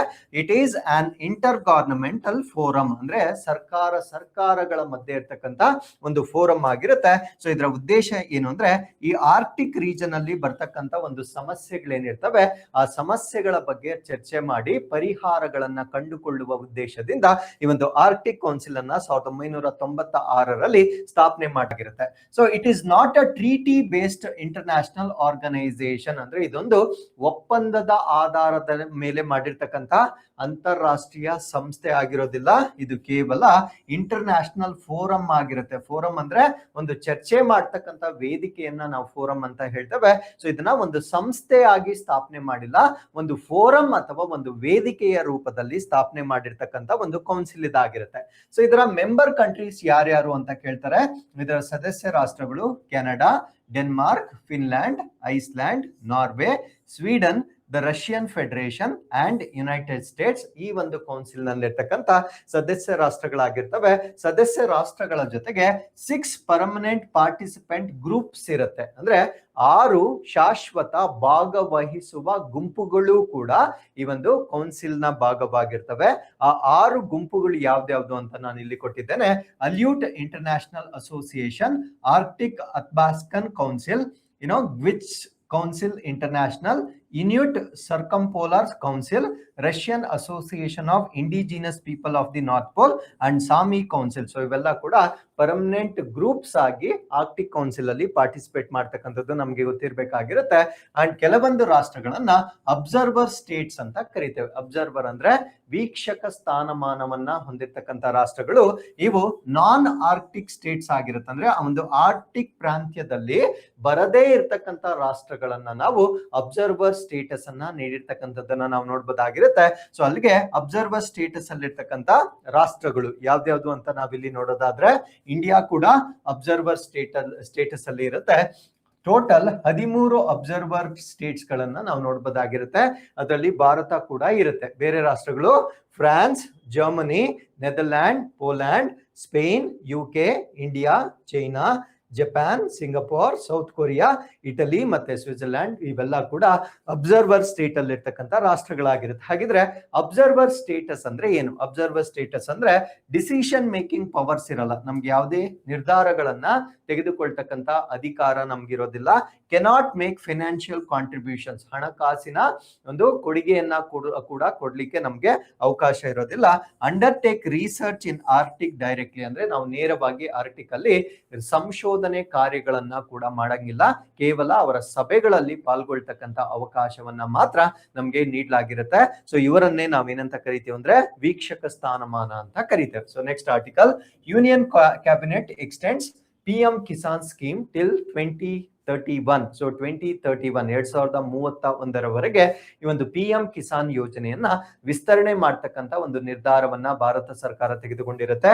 ಸೊ ಇದರ ಟೋಟಲ್ ಬಜೆಟ್ ಇವಾಗ ಎಷ್ಟು ಅಂದ್ರೆ 3.15 ಲಕ್ಷ ಕೋಟಿಗಳ ವೆಚ್ಚದೊಂದಿಗೆ 2031ರವರೆಗೆ ಇದನ್ನ ವಿಸ್ತರಣೆ ಮಾಡಲಾಗಿರುತ್ತೆ. Very very important for your examination. So PM Kisan scheme ಬಗ್ಗೆ ಬೇಸಿಕ್ಸ್ ಏನಿರುತ್ತೆ ಅದನ್ನ ನಾನು ಇಲ್ಲಿ ಡಿಸ್ಕಸ್ ಮಾಡ್ತೇನೆ. ಸೊ ಲಾಂಚ್ ಆಗಿರೋದು 24ನೇ ಫೆಬ್ರವರಿ 2019ರಲ್ಲಿ ಇದನ್ನ ಪ್ರಾರಂಭ ಮಾಡಲಾಗಿದೆ. ಇದು ಸೆಂಟ್ರಲ್ ಸೆಕ್ಟರ್ ಸ್ಕೀಮ್ ಆಗಿರುತ್ತೆ, ಕೇಂದ್ರ ವಲಯ ಯೋಜನೆ ಅಂತ ಹೇಳ್ತೇವೆ. 100% ಫಂಡ್ಸ್ ಅನ್ನ ಕೇಂದ್ರ ಸರ್ಕಾರನೇ ಭರಿಸ್ತಕ್ಕಂಥದ್ದು. ಇದು ministry of agriculture and farmer welfare, ಕೃಷಿ ಮತ್ತೆ ರೈತರ ಕಲ್ಯಾಣ ಸಚಿವಾಲಯದ ಅಡಿಯಲ್ಲಿ ಲಾಂಚ್ ಮಾಡಿರ್ತಕ್ಕಂಥ ಕಾರ್ಯಕ್ರಮ. ಸೊ ಇದರ ಉದ್ದೇಶ income support to eligible farmer families, ಅಂದ್ರೆ ಯಾರಿಗೆ ಅರ್ಹ ರೈತರಿರ್ತಾರೆ ಅವ್ರಿಗೆ ಹಣಕಾಸು ಬೆಂಬಲವನ್ನ ನೀಡ್ತಕ್ಕಂಥದ್ದು. ಹಣಕಾಸು ಅಂದ್ರೆ ದೊಡ್ಡ ಮೊತ್ತವೇನು ನೀಡ್ತಾ ಇಲ್ಲ. ಸೊ ಒಬ್ಬ ರೈತನಿಗೆ 6,000 ರೂಪಾಯಿ ಒಂದು ವರ್ಷಕ್ಕೆ, ಅದು ಕೂಡ 3 ಕಂತುಗಳಲ್ಲಿ ನೀಡ್ತಕ್ಕಂಥದ್ದು. DBT, ಡೈರೆಕ್ಟ್ ಬೆನಿಫಿಟ್ ಟ್ರಾನ್ಸ್ಫರ್, ಅಂದ್ರೆ ಅವರ ಖಾತೆಗಳಿಗೆ ನೇರವಾಗಿ ವರ್ಗಾವಣೆ ಮಾಡ್ತಕ್ಕಂಥದ್ದು ಇದರ ಉದ್ದೇಶವಾಗಿರುತ್ತೆ. 3 ಈಕ್ವಲ್ ಇನ್ಸ್ಟಾಲ್ಮೆಂಟ್ಗಳಲ್ಲಿ, ಅಂದ್ರೆ 3 ಸಮಾನವಾದ ಕಂತುಗಳಲ್ಲಿ ದುಡ್ಡನ್ನ ನೀಡಲಾಗುತ್ತೆ. ಸೊ ಒಂದೊಂದು ಕಂತಲ್ಲಿ 2,000 ರೂಪಾಯಿಗಳನ್ನ ನೀಡಲಾಗುತ್ತೆ. ಸೊ ಯಾರು ತುಂಬಾ ಲ್ಯಾಂಡ್ ಹೋಲ್ಡಿಂಗ್ ಅನ್ನ ಹೊಂದಿರ್ತಾರೆ ಅವರು ಈ ಒಂದು ಕಾರ್ಯಕ್ರಮದ ಬೆನಿಫಿಷಿಯರೀಸ್ ಆಗಿರೋದಿಲ್ಲ. 100% ಫಂಡ್ ಅನ್ನ ಕೇಂದ್ರ ಸರ್ಕಾರ ಭರಿಸ್ತಕ್ಕಂಥದ್ದು ಇದರ ಉದ್ದೇಶವಾಗಿರುತ್ತೆ. ಸೊ ಇದನ್ನ ನಾವು PM ಕಿಸಾನ್ ಸ್ಕೀಮ್ ಅಂತ ಕರೀತೇವೆ. ಸೊ ಈಗ ಇದರ ಜೊತೆಗೆ ಸ್ಪೋರ್ಟ್ಸ್ ಎಕ್ಸ್ಪ್ಯಾನ್ಷನ್, ಭಾರತ ಸರ್ಕಾರ Khelo India program and enhance support for national sports federation ಏನಿರುತ್ತೆ, ಸೊ ಇದನ್ನು ಕೂಡ ಈಗ ಮುಂದುವರಿಸತಕ್ಕಂತ ನಿರ್ಧಾರವನ್ನ ತೆಗೆದುಕೊಂಡಿರುತ್ತೆ. ಸೊ ಇದರ ಬಜೆಟ್ ಏನು ಅಂದ್ರೆ 36,441 ಕೋಟಿಗಳ ಒಂದು ವೆಚ್ಚದಲ್ಲಿ ಅಥ್ಲೆಟ್ ಡೆವಲಪ್ಮೆಂಟ್ ಪೈಪ್ ಲೈನ್ ಅನ್ನ ಡೆವಲಪ್ ಮಾಡ್ತಕ್ಕಂತ ಒಂದು ನಿರ್ಧಾರವನ್ನ ಕೂಡ ಕ್ಯಾಬಿನೆಟ್ ಅಲ್ಲಿ ತೆಗೆದುಕೊಳ್ಳಲಾಗಿರುತ್ತೆ. So Khelo India once again very important for our examination. So Khelo India ಬಗ್ಗೆ ನಾವು ತಿಳ್ಕೊಳ್ಳೋದಾದ್ರೆ 31 ಜನವರಿ 2018 ಅಲ್ಲಿ ಇದನ್ನ ಲಾಂಚ್ ಮಾಡಲಾಗಿರುತ್ತೆ ಅಥವಾ ಪ್ರಾರಂಭ ಮಾಡಲಾಗಿರುತ್ತೆ. ಸೊ ಇದು obviously ministry of youth affairs and sports ನ ಅಡಿಯಲ್ಲಿ ಬರುತ್ತೆ, ಯುವ ವ್ಯವಹಾರಗಳು ಮತ್ತೆ ಕ್ರೀಡಾ ಸಚಿವಾಲಯದ ಅಡಿಯಲ್ಲಿ ಬರುತ್ತೆ. ಸೊ ಇದರ ವಿಷನ್ ಏನು ಅಂದ್ರೆ to build strong sporting culture and promote excellence across all levels of sports in India. Bharat ದೇಶದಲ್ಲಿ ಕ್ರೀಡೆಗೆ ಅತ್ಯಂತ ಹೆಚ್ಚಿನ ಮಹತ್ವವನ್ನ ನೀಡ್ತಕ್ಕಂಥದ್ದು ಇದರ ಉದ್ದೇಶವಾಗಿರುತ್ತೆ. ಸೊ ಆಬ್ಜೆಕ್ಟಿವ್ಸ್ ಬಂದು ಗ್ರಾಸ್ ರೂಟ್ ಲೆವೆಲ್ ನಿಂದ ಮೂಲದಿಂದ ಕ್ರೀಡಾಪಟುಗಳನ್ನ ತಯಾರಿ ಮಾಡ್ತಕ್ಕಂಥದ್ದು. ಅದ್ರ ಜೊತೆಗೆ ಇಂಪ್ರೂವ್ ಸ್ಪೋರ್ಟ್ಸ್ ಇನ್ಫ್ರಾಸ್ಟ್ರಕ್ಚರ್, ಭಾರತ ದೇಶದಲ್ಲಿ ಕ್ರೀಡಾ ಮೂಲ ಸೌಕರ್ಯಗಳನ್ನ ಹೆಚ್ಚು ಮಾಡ್ತಕ್ಕಂಥದ್ದು. ಅದ್ರ ಜೊತೆಗೆ ಕ್ರೀಡೆಗೆ ಸಂಬಂಧಪಟ್ಟಂತೆ ಒಂದು ಕೆರಿಯರ್ ಅನ್ನ ಜನರಿಗೆ ಬಿಲ್ಡ್ ಮಾಡ್ತಕ್ಕಂಥದ್ದು ಇದರ ಉದ್ದೇಶವಾಗಿರುತ್ತೆ. ಇದರ ರಚನೆಯನ್ನ ನಾವು ನೋಡೋದಾದ್ರೆ ಮಿನಿಸ್ಟ್ರಿ ನಮ್ಗೆ ಆಲ್ರೆಡಿ ಗೊತ್ತಾಯ್ತು, nodal entity sports authority of India ಇದರ ನೋಡಲ್ ಎಂಟಿಟಿ ಆಗಿರುತ್ತೆ. ಸ್ಟೇಟ್ ಅಲ್ಲಿ ಸ್ಟೇಟ್ ಸ್ಪೋರ್ಟ್ಸ್ ಅಥಾರಿಟೀಸ್ ಏನಿರುತ್ತೆ, ಡಿಪಾರ್ಟ್ಮೆಂಟ್ಸ್ ಏನಿರುತ್ತೆ, ಸೊ ಅದು ಸ್ಟೇಟ್ ಲೆವೆಲ್ ಅಲ್ಲಿ ನೋಡಲ್ ಅಥಾರಿಟಿ ಆಗಿರುತ್ತೆ. ಇಂಪ್ಲಿಮೆಂಟೇಷನ್ ಮಾಡ್ಲಿಕ್ಕೆ Khelo India centres, educational institutions ಎಲ್ಲ ಕೂಡ ಸಹಭಾಗಿತ್ವವನ್ನು ವಹಿಸುತ್ತೆ. ಸೊ ಇದರ ಫಂಡಿಂಗ್ ಪ್ಯಾಟರ್ನ್ ಹೆಂಗಿರುತ್ತೆ ಅಂದ್ರೆ once again it is 100% funded by the central government ಆಗಿರುತ್ತೆ. ಸೊ ಇದರಲ್ಲಿ ಬರ್ತಕ್ಕಂತ ಕಾಂಪೋನೆಂಟ್ಸ್ ಯಾವ್ದು ಅಂದ್ರೆ ಖೇಲೋ ಇಂಡಿಯಾ ಸ್ಪೋರ್ಟ್ಸ್ ಕಾಂಪಿಟೇಷನ್ಸ್ ಅನ್ನ ಮಾಡಲಾಗುತ್ತೆ. ಇದು ನ್ಯಾಷನಲ್ ಲೆವೆಲ್ ಅಲ್ಲಿ, ರಾಷ್ಟ್ರೀಯ ಮಟ್ಟದಲ್ಲಿ ಖೇಲೋ ಇಂಡಿಯಾ ಸ್ಪೋರ್ಟ್ಸ್ ಸ್ಪರ್ಧೆಗಳನ್ನ ಮಾಡಲಾಗುತ್ತೆ. ಇದರಲ್ಲಿ ಬೇರೆ ಬೇರೆ ಏಜ್ ಕ್ಯಾಟಗರೀಸ್ ನ ಮೇಲೆ ಈ ಒಂದು ಸ್ಪರ್ಧೆಗಳನ್ನ ಏರ್ಪಡಿಸಲಾಗುತ್ತೆ. ಅದ್ರ ಜೊತೆಗೆ ಖೇಲೋ ಇಂಡಿಯಾ ಯೂತ್ ಗೇಮ್ಸ್ ಅನ್ನ ಮಾಡಲಾಗುತ್ತೆ. ಇಲ್ಲಿ ಅಂಡರ್-17 ಮತ್ತೆ ಅಂಡರ್-21 ಯೂನಿವರ್ಸಿಟಿ ಸ್ಟೂಡೆಂಟ್ಸ್, ವಿಶ್ವವಿದ್ಯಾನಿಲಯದ ವಿದ್ಯಾರ್ಥಿಗಳಿಗೆ ಕ್ರೀಡಾ ಸ್ಪರ್ಧೆಗಳನ್ನ ಏರ್ಪಡಿಸ್ತಕ್ಕಂಥದ್ದು. ಖೇಲೋ ಇಂಡಿಯಾ ಸೆಂಟರ್ ಗಳನ್ನ ಸ್ಥಾಪನೆ ಮಾಡ್ತಕ್ಕಂಥದ್ದು, ಅಂದ್ರೆ ಟ್ರೈನಿಂಗ್, ಕ್ರೀಡೆಗೆ ತರಬೇತಿಯನ್ನ ನೀಡ್ತಕ್ಕಂಥ ಕೇಂದ್ರಗಳನ್ನ ಸ್ಥಾಪನೆ ಮಾಡ್ತಕ್ಕಂಥದ್ದು. Khelo India state centres of excellence, ಅಂದ್ರೆ ರಾಜ್ಯ ಮಟ್ಟದಲ್ಲಿ ತರಬೇತಿ ಕೇಂದ್ರಗಳನ್ನ ಸ್ಥಾಪನೆ ಮಾಡ್ತಕ್ಕಂಥದ್ದು. ಖೇಲೋ ಇಂಡಿಯಾ ಅಥ್ಲೆಟ್ ಸ್ಕಾಲರ್ಶಿಪ್ಸ್, ಅಂದ್ರೆ ಅವ್ರನ್ನ ಪ್ರಮೋಟ್ ಮಾಡ್ಲಿಕ್ಕೆ ವಿದ್ಯಾರ್ಥಿ ವೇತನ ಅಥವಾ ಸ್ಕಾಲರ್ಶಿಪ್ಸ್ ಅನ್ನ ಕೊಡ್ತಕ್ಕಂಥದ್ದು. ಖೇಲೋ ಇಂಡಿಯಾ ಇನ್ಫ್ರಾಸ್ಟ್ರಕ್ಚರ್ ಸ್ಕೀಮ್ ಅಂದ್ರೆ ಇದರ ಅಡಿಯಲ್ಲಿ ಮೂಲ ಸೌಕರ್ಯಗಳು, ಕ್ರೀಡೆಗೆ ಸಂಬಂಧಪಟ್ಟಿರ್ತಕ್ಕಂಥ ಮೂಲ ಸೌಕರ್ಯಗಳನ್ನ ಅಭಿವೃದ್ಧಿ ಪಡಿಸ್ತಕ್ಕಂಥದ್ದು ಇದರ ಉದ್ದೇಶವಾಗಿರುತ್ತೆ. ಈಗ ಆರ್ಥಿಕತೆ, ಎಕನಾಮಿ ರಿಲೇಟೆಡ್ ಇಶ್ಯೂಸ್ ಅನ್ನ ನಾವು ಡಿಸ್ಕಸ್ ಮಾಡೋದಾದ್ರೆ ಸಮುದ್ರ ಮಂಥನ್ ಸ್ಕೀಮ್, ಸಮುದ್ರ ಮಂಥನ ಯೋಜನೆ ಬಗ್ಗೆ ನಾವಿಲ್ಲಿ ಡಿಸ್ಕಸ್ ಮಾಡೋಣ. ಸೊ ಈಗ ಕೇಂದ್ರ ಸರ್ಕಾರ 84,000 ಕೋಟಿ ವೆಚ್ಚದಲ್ಲಿ deep C oil and gas exploration, ಆಳ ಸಮುದ್ರದ ತೈಲ ಮತ್ತು ಅನಿಲವನ್ನ ಎಕ್ಸ್ಪ್ಲೋರೇಷನ್ ಮಾಡ್ಲಿಕ್ಕೆ, ಶೋಧನೆ ಮಾಡ್ಲಿಕ್ಕೆ ಪರ್ಮಿಷನ್ ಅನ್ನ ನೀಡಲಾಗಿರುತ್ತೆ. So 99% of the no go zones open for exploration. No go ಅಂದ್ರೆ ಮುಂಚೆ ನಿಷೇಧಿತವಾಗಿದ್ದಂತಹ 99% ಪ್ರದೇಶಗಳನ್ನ ಯಾಕೆ ನಿಷೇಧ ಮಾಡಿದ್ರು? ಪರಿಸರಕ್ಕೆ ಹಾನಿ ಆಗುತ್ತೆ ಅಂತಕ್ಕಂಥ ಒಂದು ಕಾರಣದಿಂದ ನಿಷೇಧ ಮಾಡಿರ್ತಕ್ಕಂಥ 99% ವಲಯಗಳನ್ನ ಈಗ ತೈಲ ಮತ್ತು ಅನಿಲ ಅನ್ವೇಷಣೆ ಮಾಡ್ತಕ್ಕಂಥ ಒಂದು ನಿರ್ಧಾರವನ್ನ ಕೇಂದ್ರ ಸರ್ಕಾರ ತೆಗೆದುಕೊಂಡಿರುತ್ತೆ. ಅದನ್ನ ನಾವು ಸಮುದ್ರ ಮಂಥನ್ ಅಂತ ಕರಿತೇವೆ. ಏನಿದರ ಉದ್ದೇಶ, ಆಬ್ಜೆಕ್ಟಿವ್? ಈ ಟಾರ್ಗೆಟ್ಸ್ ಅನ್ನ ನಮ್ಗೆ ಎಕ್ಸಾಮ್ ಅಲ್ಲಿ ಕೇಳ್ತಾರೆ. 600 million tons of oil equivalent, in short ಇದನ್ನ MTOE ಅಂತ ಕರೀತೇವೆ, to India's hydrocarbon reserve. Hydrocarbon ಅಂದ್ರೆ ಪೆಟ್ರೋಲಿಯಂ ಪ್ರಾಡಕ್ಟ್ಸ್ ಅನ್ನ ನಾವು ಹೈಡ್ರೋಕಾರ್ಬನ್ ಅಂತ ಕರೀತೇವೆ. ಸೊ ಭಾರತ ದೇಶದ ಪೆಟ್ರೋಲಿಯಂ ಅಥವಾ ಹೈಡ್ರೋಕಾರ್ಬನ್ ರಿಸರ್ವ್ಸ್ ಏನಿರುತ್ತೆ, ನಿಕ್ಷೇಪಗಳೇನಿರುತ್ತೆ, ಅದಕ್ಕೆ 600 million tons of oil equivalent ಅನ್ನ ಆಡ್ ಮಾಡ್ತಕ್ಕಂಥದ್ದು ಇದರ ಗುರಿಯಾಗಿರುತ್ತೆ.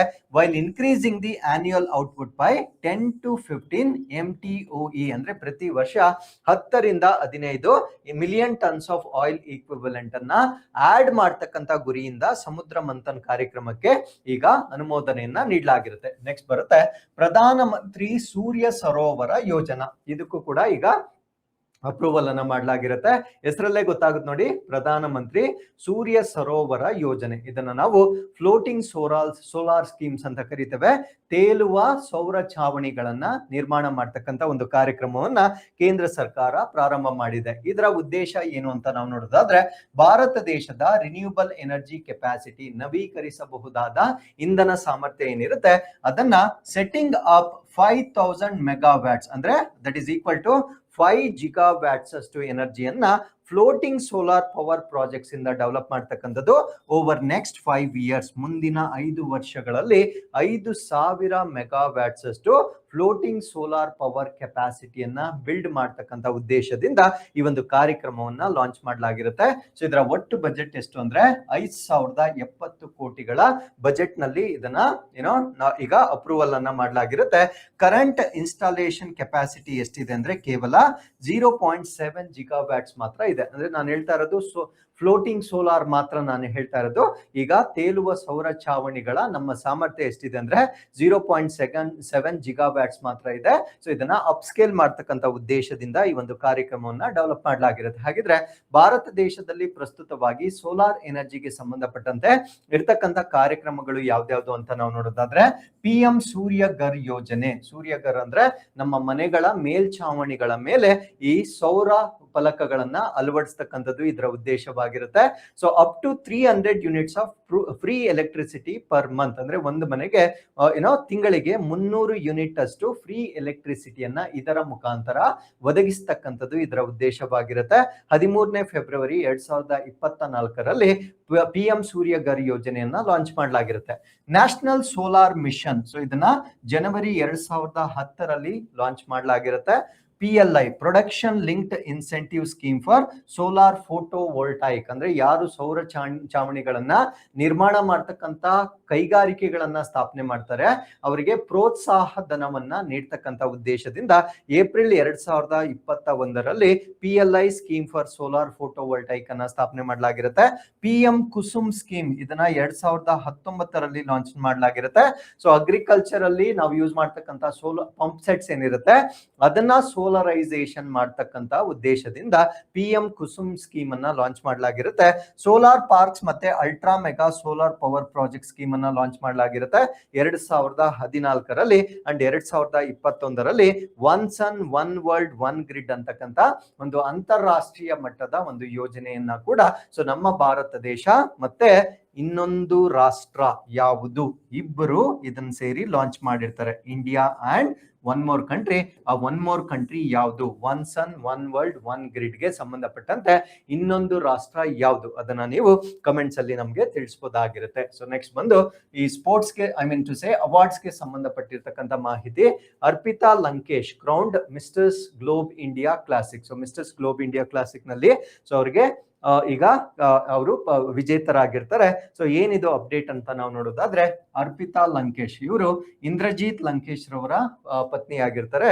ಸೊ ಇವರಿಗೆ ಗ್ಲೋಬ್ ಇಂಡಿಯಾ ಕ್ಲಾಸಿಕ್ 2026 ಅಲ್ಲಿ ಸೊ ಅವರು ವಿಜೇತರಾಗಿರ್ತಾರೆ. ಸೊ ಇದು ಈ ಇವೆಂಟ್ ನಡೆದಿರ್ತಕ್ಕಂಥದ್ದು USA ದ ಕ್ಯಾಲಿಫೋರ್ನಿಯಾದಲ್ಲಿ ನಡೆದಿರುತ್ತೆ. ಸೊ ಇಲ್ಲಿ ಈ ಒಂದು ಸ್ಪರ್ಧೆಯಲ್ಲಿ ಅವರು ವಿಜೇತರಾಗಿರುವ ಕಾರಣದಿಂದ official right to represent India at global finals ಅಲ್ಲಿ ರೆಪ್ರೆಸೆಂಟ್ ಮಾಡಲಿಕ್ಕೆ ಭಾರತ ದೇಶವನ್ನ ಅವರು ಈಗ ಪ್ರತಿನಿಧಿಸಲಿದ್ದಾರೆ. ಹಾಗಿದ್ರೆ ಈ ಒಂದು ಇಂಟರ್ನ್ಯಾಷನಲ್ ಆರ್ಗನೈಸೇಷನ್ ಅಂದ್ರೆ ಈ ಒಂದು ಈವೆಂಟ್ ಅನ್ನ ಯಾರು ಕಂಡಕ್ಟ್ ಮಾಡಿರ್ತಾರೆ ಅದರ ಬಗ್ಗೆ ನಾವಿಲ್ಲಿ ಡಿಸ್ಕಸ್ ಮಾಡೋದಾದ್ರೆ, ಸೊ ಮಿಸ್ಟರ್ಸ್ ಗ್ಲೋಬ್ ಅಂತಕ್ಕಂಥ ಒಂದು ಆರ್ಗನೈಸೇಷನ್ ಇದನ್ನ ಸ್ಥಾಪನೆ ಮಾಡಿರ್ತಕ್ಕಂಥದ್ದು 1996 ಅಲ್ಲಿ USA ಅಲ್ಲಿ ಸ್ಥಾಪನೆ ಮಾಡಿದ್ದಾರೆ.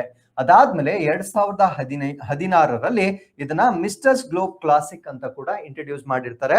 ಸೊ ಇದರಲ್ಲಿ 45+ ವರ್ಷ ವಯಸ್ಸಿನ ಮಹಿಳೆಯರು ಪಾರ್ಟಿಸಿಪೇಟ್ ಮಾಡ್ತಕ್ಕಂಥ ಒಂದು ಫ್ಯಾಷನ್ ಇವೆಂಟ್ ಆಗಿರುತ್ತೆ. ನೆಕ್ಸ್ಟ್ ಬರುತ್ತೆ ನಿಧನ ವಾರ್ತೆ ಅಥವಾ obituary, demise of former COAS general Vishwanath Sharma ಇವರು ವಿಧಿವಶರಾಗಿರ್ತಾರೆ. ಏನ್ ಇವರ ಕೊಡುಗೆ ನಮ್ಮ ಭಾರತ ದೇಶಕ್ಕೆ ಅನ್ನೋದನ್ನ ಈ ಒಂದು ಆರ್ಟಿಕಲ್ ಅಲ್ಲಿ ನಾವು ಡಿಸ್ಕಸ್ ಮಾಡೋಣ. ಸೊ ಇವರು 14th chief of army staff from 1st May 1988 ಇಂದ 1990 ವರೆಗೂ ಅವರು ನಮ್ಮ ಭಾರತ ದೇಶದ 14ನೇ ಸೇನಾ ಮುಖ್ಯಸ್ಥರಾಗಿ ಇವರು ಸೇವೆಯನ್ನ ಸಲ್ಲಿಸಿರ್ತಾರೆ. ಸೊ ಇವರ ಇನ್ನೊಂದು ವಿಶೇಷತೆ ಏನು ಅಂದ್ರೆ, first president's commissioned officer to rise to the position of army chief ಅಂದ್ರೆ ಸೇನಾ ಮುಖ್ಯಸ್ಥ ಸ್ಥಾನಕ್ಕೆ ಏರಿದ ಮೊದಲ ಅಧ್ಯಕ್ಷ ನಿಯೋಜಿತ ಅಂದ್ರೆ ರಾಷ್ಟ್ರಪತಿ ನಿಯೋಜಿತ ಅಧಿಕಾರಿಯಾಗಿರ್ತಾರೆ. ಅಂದ್ರೆ ಇದಕ್ಕಿಂತ ಮುಂಚೆ ಯಾರ್ಯಾರು ಈ ಸ್ಥಾನಕ್ಕೆ ಬಂದಿದ್ರು ಅವರೆಲ್ಲ ಬ್ರಿಟಿಷ್ ಗವರ್ನೆನ್ಸ್ ನ ಅಡಿಯಲ್ಲಿ ಬಂದಿರ್ತಾರೆ. ಸೊ ನಮ್ಮ ಭಾರತ ದೇಶದ ಗವರ್ನೆನ್ಸ್ ನ ಅಡಿಯಲ್ಲಿ ಬಂದಿರತಕ್ಕಂತ ಮೊಟ್ಟ ಮೊದಲ ಸೇನಾ ಮುಖ್ಯಸ್ಥರನ್ನಾಗಿ ಇವರನ್ನ ನಾವು ನೋಡ್ಬೋದಾಗಿರುತ್ತೆ. ಸೊ ಇವರು he was commissioned into 16th Light Cavalry of Armed Groups ಅಂದ್ರೆ ಇವರನ್ನ 16ನೇ ಲಘು ಅಶ್ವ ಸೈನ್ಯಕ್ಕೆ ನಿಯೋಜನೆ ಮಾಡಲಾಗಿರ್ತಕ್ಕಂಥ ಅಧಿಕಾರಿ ಆಗಿರ್ತಾರೆ. ಸೊ ಇವರು ಯಾವ್ಯಾವ ಒಂದು ಕಾನ್ಫ್ಲಿಕ್ಟ್ಸ್ ಗಳಲ್ಲಿ ಸಂಘರ್ಷಗಳಲ್ಲಿ ತಮ್ಮ ಕೊಡುಗೆಯನ್ನ ನೀಡಿರ್ತಾರೆ ಅಂದ್ರೆ, ಪಂಜಾಬ್ ನಲ್ಲಿ ನಡೆದಿರ್ತಕ್ಕಂಥ ಇನ್ಸರ್ಜೆನ್ಸಿ ಏನಿರುತ್ತೆ, ಪಂಜಾಬ್ ನಲ್ಲಿ ನಡೆದಿರ್ತಕ್ಕಂಥ ದಂಗೆಯ ಸಮಯದಲ್ಲಿ ಇವರು ತಮ್ಮ ಕೊಡುಗೆಯನ್ನ ಕೊಟ್ಟಿರ್ತಾರೆ. So Indian piece keeping force ಶ್ರೀಲಂಕಾದಲ್ಲಿ ಭಾರತ ದೇಶದ ಶಾಂತಿ ಪಾಲನೆ ಪಡೆ ಏನಿರುತ್ತೆ, ಸೊ ಆ ಸಮಯದಲ್ಲೂ ಕೂಡ ತಮ್ಮ ಕೊಡುಗೆಯನ್ನ ಕೊಟ್ಟಿರ್ತಾರೆ. ಅದ್ರ ಜೊತೆಗೆ ಅವರು colonial general staff operations of armed divisions on the western front during the 1971 Indo Pakistan war 1971ರ ಭಾರತ ಪಾಕಿಸ್ತಾನ ಯುದ್ಧದ ಸಮಯದಲ್ಲಿ ಅವರು ಪಶ್ಚಿಮ ಭಾಗದ ಶಸ್ತ್ರಸಜ್ಜಿತ ವಿಭಾಗದ ಕರ್ನಲ್ ಆಗಿ ಕೂಡ ಅವರು ಸೇವೆಯನ್ನ ಸಲ್ಲಿಸಿರ್ತಕ್ಕಂಥದ್ದು ನಮಗೆ ಗೊತ್ತಿರಬೇಕಾಗಿರುತ್ತೆ. ಸೊ ಸೈನ್ಸ್ ಅಂಡ್ ಟೆಕ್ನಾಲಜಿಗೆ ಸಂಬಂಧಪಟ್ಟಂತೆ ಅಪ್ಡೇಟ್ಸ್ಗಳು, army chief launches indigenous extreme weather grade diesel. ನೋಡಿ ಇಲ್ಲೇ ಗೊತ್ತಾಗುತ್ತೆ, ಎಕ್ಸ್ಟ್ರೀಮ್ ವೆದರ್ ಗ್ರೇಡ್ ಡೀಸೆಲ್ ಅನ್ನ ಈಗ ಆರ್ಮಿ ಚೀಫ್ ಲಾಂಚ್ ಮಾಡಿರ್ತಾರೆ. ಅಂದ್ರೆ ನಮಗೆ ಗೊತ್ತು ಪೋಲಾರ್ ರೀಜನ್ಸ್ ಅಲ್ಲಿ ಟೆಂಪರೇಚರ್ ಅಂತಕ್ಕಂಥದ್ದು ತುಂಬಾ ಕಡಿಮೆ ಇರುತ್ತೆ. ಆ ಸಮಯದಲ್ಲಿ ಡೀಸೆಲ್ ಅಂತಕ್ಕಂಥದ್ದು ಸಾಲಿಡ್ ಘನ ರೂಪಕ್ಕೆ ಕನ್ವರ್ಟ್ ಆಗುತ್ತೆ. ಆ ಎಕ್ಸ್ಟ್ರೀಮ್ ವೆದರ್ ಅನ್ನು ಕೂಡ ತಡ್ಕೊಳ್ತಕ್ಕಂಥ ಒಂದು ಡೀಸೆಲ್ ಅನ್ನ ಈಗ ಸೇನಾ ಮುಖ್ಯಸ್ಥರು ಬಿಡುಗಡೆ ಮಾಡಿರ್ತಾರೆ. ಸೊ ಇದರ ಬಗ್ಗೆ ನಾವಿಲ್ಲಿ ಡಿಸ್ಕಸ್ ಮಾಡೋಣ. ಅದನ್ನ ನಾವೇನಂತ ಕರಿತೀವಿ ಅಂದ್ರೆ XWG ಅಂತ ಕರಿತೇವೆ. ಎಕ್ಸ್ಟ್ರೀಮ್ ವೆದರ್ ಗ್ರೇಡ್ ಡೀಸೆಲ್ ಅನ್ನ ನ್ಯೂ ಡೆಲ್ಲಿಯಲ್ಲಿ ಈಗ ಬಿಡುಗಡೆ ಮಾಡಲಾಗಿರುತ್ತೆ. ಸೊ ಇದನ್ನ ಡೆವಲಪ್ ಮಾಡಿರ್ತಕ್ಕಂಥವ್ರು ಯಾರು ಅಂದ್ರೆ, ಇಂಡಿಯನ್ ಆರ್ಮಿ ಮತ್ತು ಆಯಿಲ್ ಮಾರ್ಕೆಟಿಂಗ್ ಕಂಪನೀಸ್, ಭಾರತೀಯ ಸೇನೆ ಮತ್ತೆ ತೈಲ ಮಾರುಕಟ್ಟೆಗಳ ಕಂಪನಿಗಳು ಜಂಟಿಯಾಗಿ ಇದನ್ನ ಅಭಿವೃದ್ಧಿ ಪಡಿಸಲಾಗಿರುತ್ತೆ. ಸೊ ಈ ಒಂದು ಡೀಸೆಲ್ -42 ಡಿಗ್ರಿ ಸೆಲ್ಸಿಯಸ್ ನಲ್ಲೂ ಕೂಡ -42 ನಲ್ಲೂ ಕೂಡ ಹೆಪ್ಪುಗಟ್ಟದೆ ಉಳಿತಕ್ಕಂತ ಒಂದು ಡೀಸೆಲ್ ಆಗಿರುತ್ತೆ. ಸೊ ಇದನ್ನ ಭಾರತ್ ಸ್ಟೇಜ್ 6 ಏನಿದೆ ಅದರ ಮಾನದಂಡಗಳ ಆಧಾರದ ಮೇಲೆ ಡೆವಲಪ್ ಮಾಡಲಾಗಿರುತ್ತೆ. ಪ್ರಸ್ತುತವಾಗಿ ಭಾರತ ದೇಶದಲ್ಲಿ ಮಾಲಿನ್ಯ ನಿಯಂತ್ರಣ ಮಾಡ್ತಕ್ಕಂತ ಒಂದು ಸ್ಟೇಜ್ ಭಾರತ್ ಸ್ಟೇಜ್ 6 ಅಂತ ನಾವೇನ್ ಹೇಳ್ತೇವೆ. ಸೊ ಅದರ ಮಾನದಂಡಗಳ ಆಧಾರದ ಮೇಲೆ ಕೂಡ ಇದನ್ನ ಡೆವಲಪ್ ಮಾಡಲಾಗಿರುತ್ತೆ. Next, alanine amino transferase. ಏನಿದು ಅಲನೈನ್ ಅಮಿನೋ ಟ್ರಾನ್ಸ್ಫರೇಸ್ ಅಂದ್ರೆ, ಲಿವರ್ ಅಲ್ಲಿ ಏನಾದ್ರೂ ದೋಷಗಳಾಗಿದ್ದರೆ ಈಗ ಅದನ್ನ ಪರೀಕ್ಷೆ ಮಾಡ್ಲಿಕ್ಕೆ ಒಂದು ಹೊಸ ಮೆಥಡ್ ಅನ್ನ ನಮ್ಮ ಭಾರತ ದೇಶ ಇಂಟ್ರೊಡ್ಯೂಸ್ ಮಾಡಿರುತ್ತೆ. ಅದೇನು ಅಂದ್ರೆ, ನಮ್ಮ ಬ್ಲಡ್ ಚೆಕ್ ಮಾಡಿದಾಗ ಬ್ಲಡ್ ಅಲ್ಲಿ ಅಲನೈನ್ ಅಮಿನೋ ಟ್ರಾನ್ಸ್ಫರೇಸ್ ಇದ್ದರೆ ಅವರ ಲಿವರ್ ಫಂಕ್ಷನ್ ಅಲ್ಲಿ ಏನಾದ್ರೂ ದೋಷಗಳಿದೆ ಅಂತ ಗೊತ್ತಾಗುತ್ತೆ. ಸೊ ಇದನ್ನೇ ನಾವು ಅಲನೈನ್ ಅಮಿನೋ ಟ್ರಾನ್ಸ್ಫರೇಸ್ ಅಂತ ಕರಿತೇವೆ. Alanine amino transferase levels as an early indicator of liver injury. ಯಕೃತ್ತಿನಲ್ಲಿ ಏನಾದ್ರೂ ಇಂಜುರಿ ಆಗಿದ್ರೆ ಸೊ ಇದು ಆರಂಭ ಆರಂಭಿಕ ಒಂದು ಮುನ್ಸೂಚನೆಯನ್ನ ನೀಡ್ತಕ್ಕಂತ ಒಂದು ಕೆಮಿಕಲ್ ಸಬ್ಸ್ಟೆನ್ಸ್ ಆಗಿ ಅಥವಾ ವಸ್ತುವಾಗಿ ನಾವು ಇದನ್ನ ಬ್ಲಡ್ ಅಲ್ಲಿ ಪತ್ತೆ ಹಚ್ಚಬಹುದಾಗಿರುತ್ತೆ.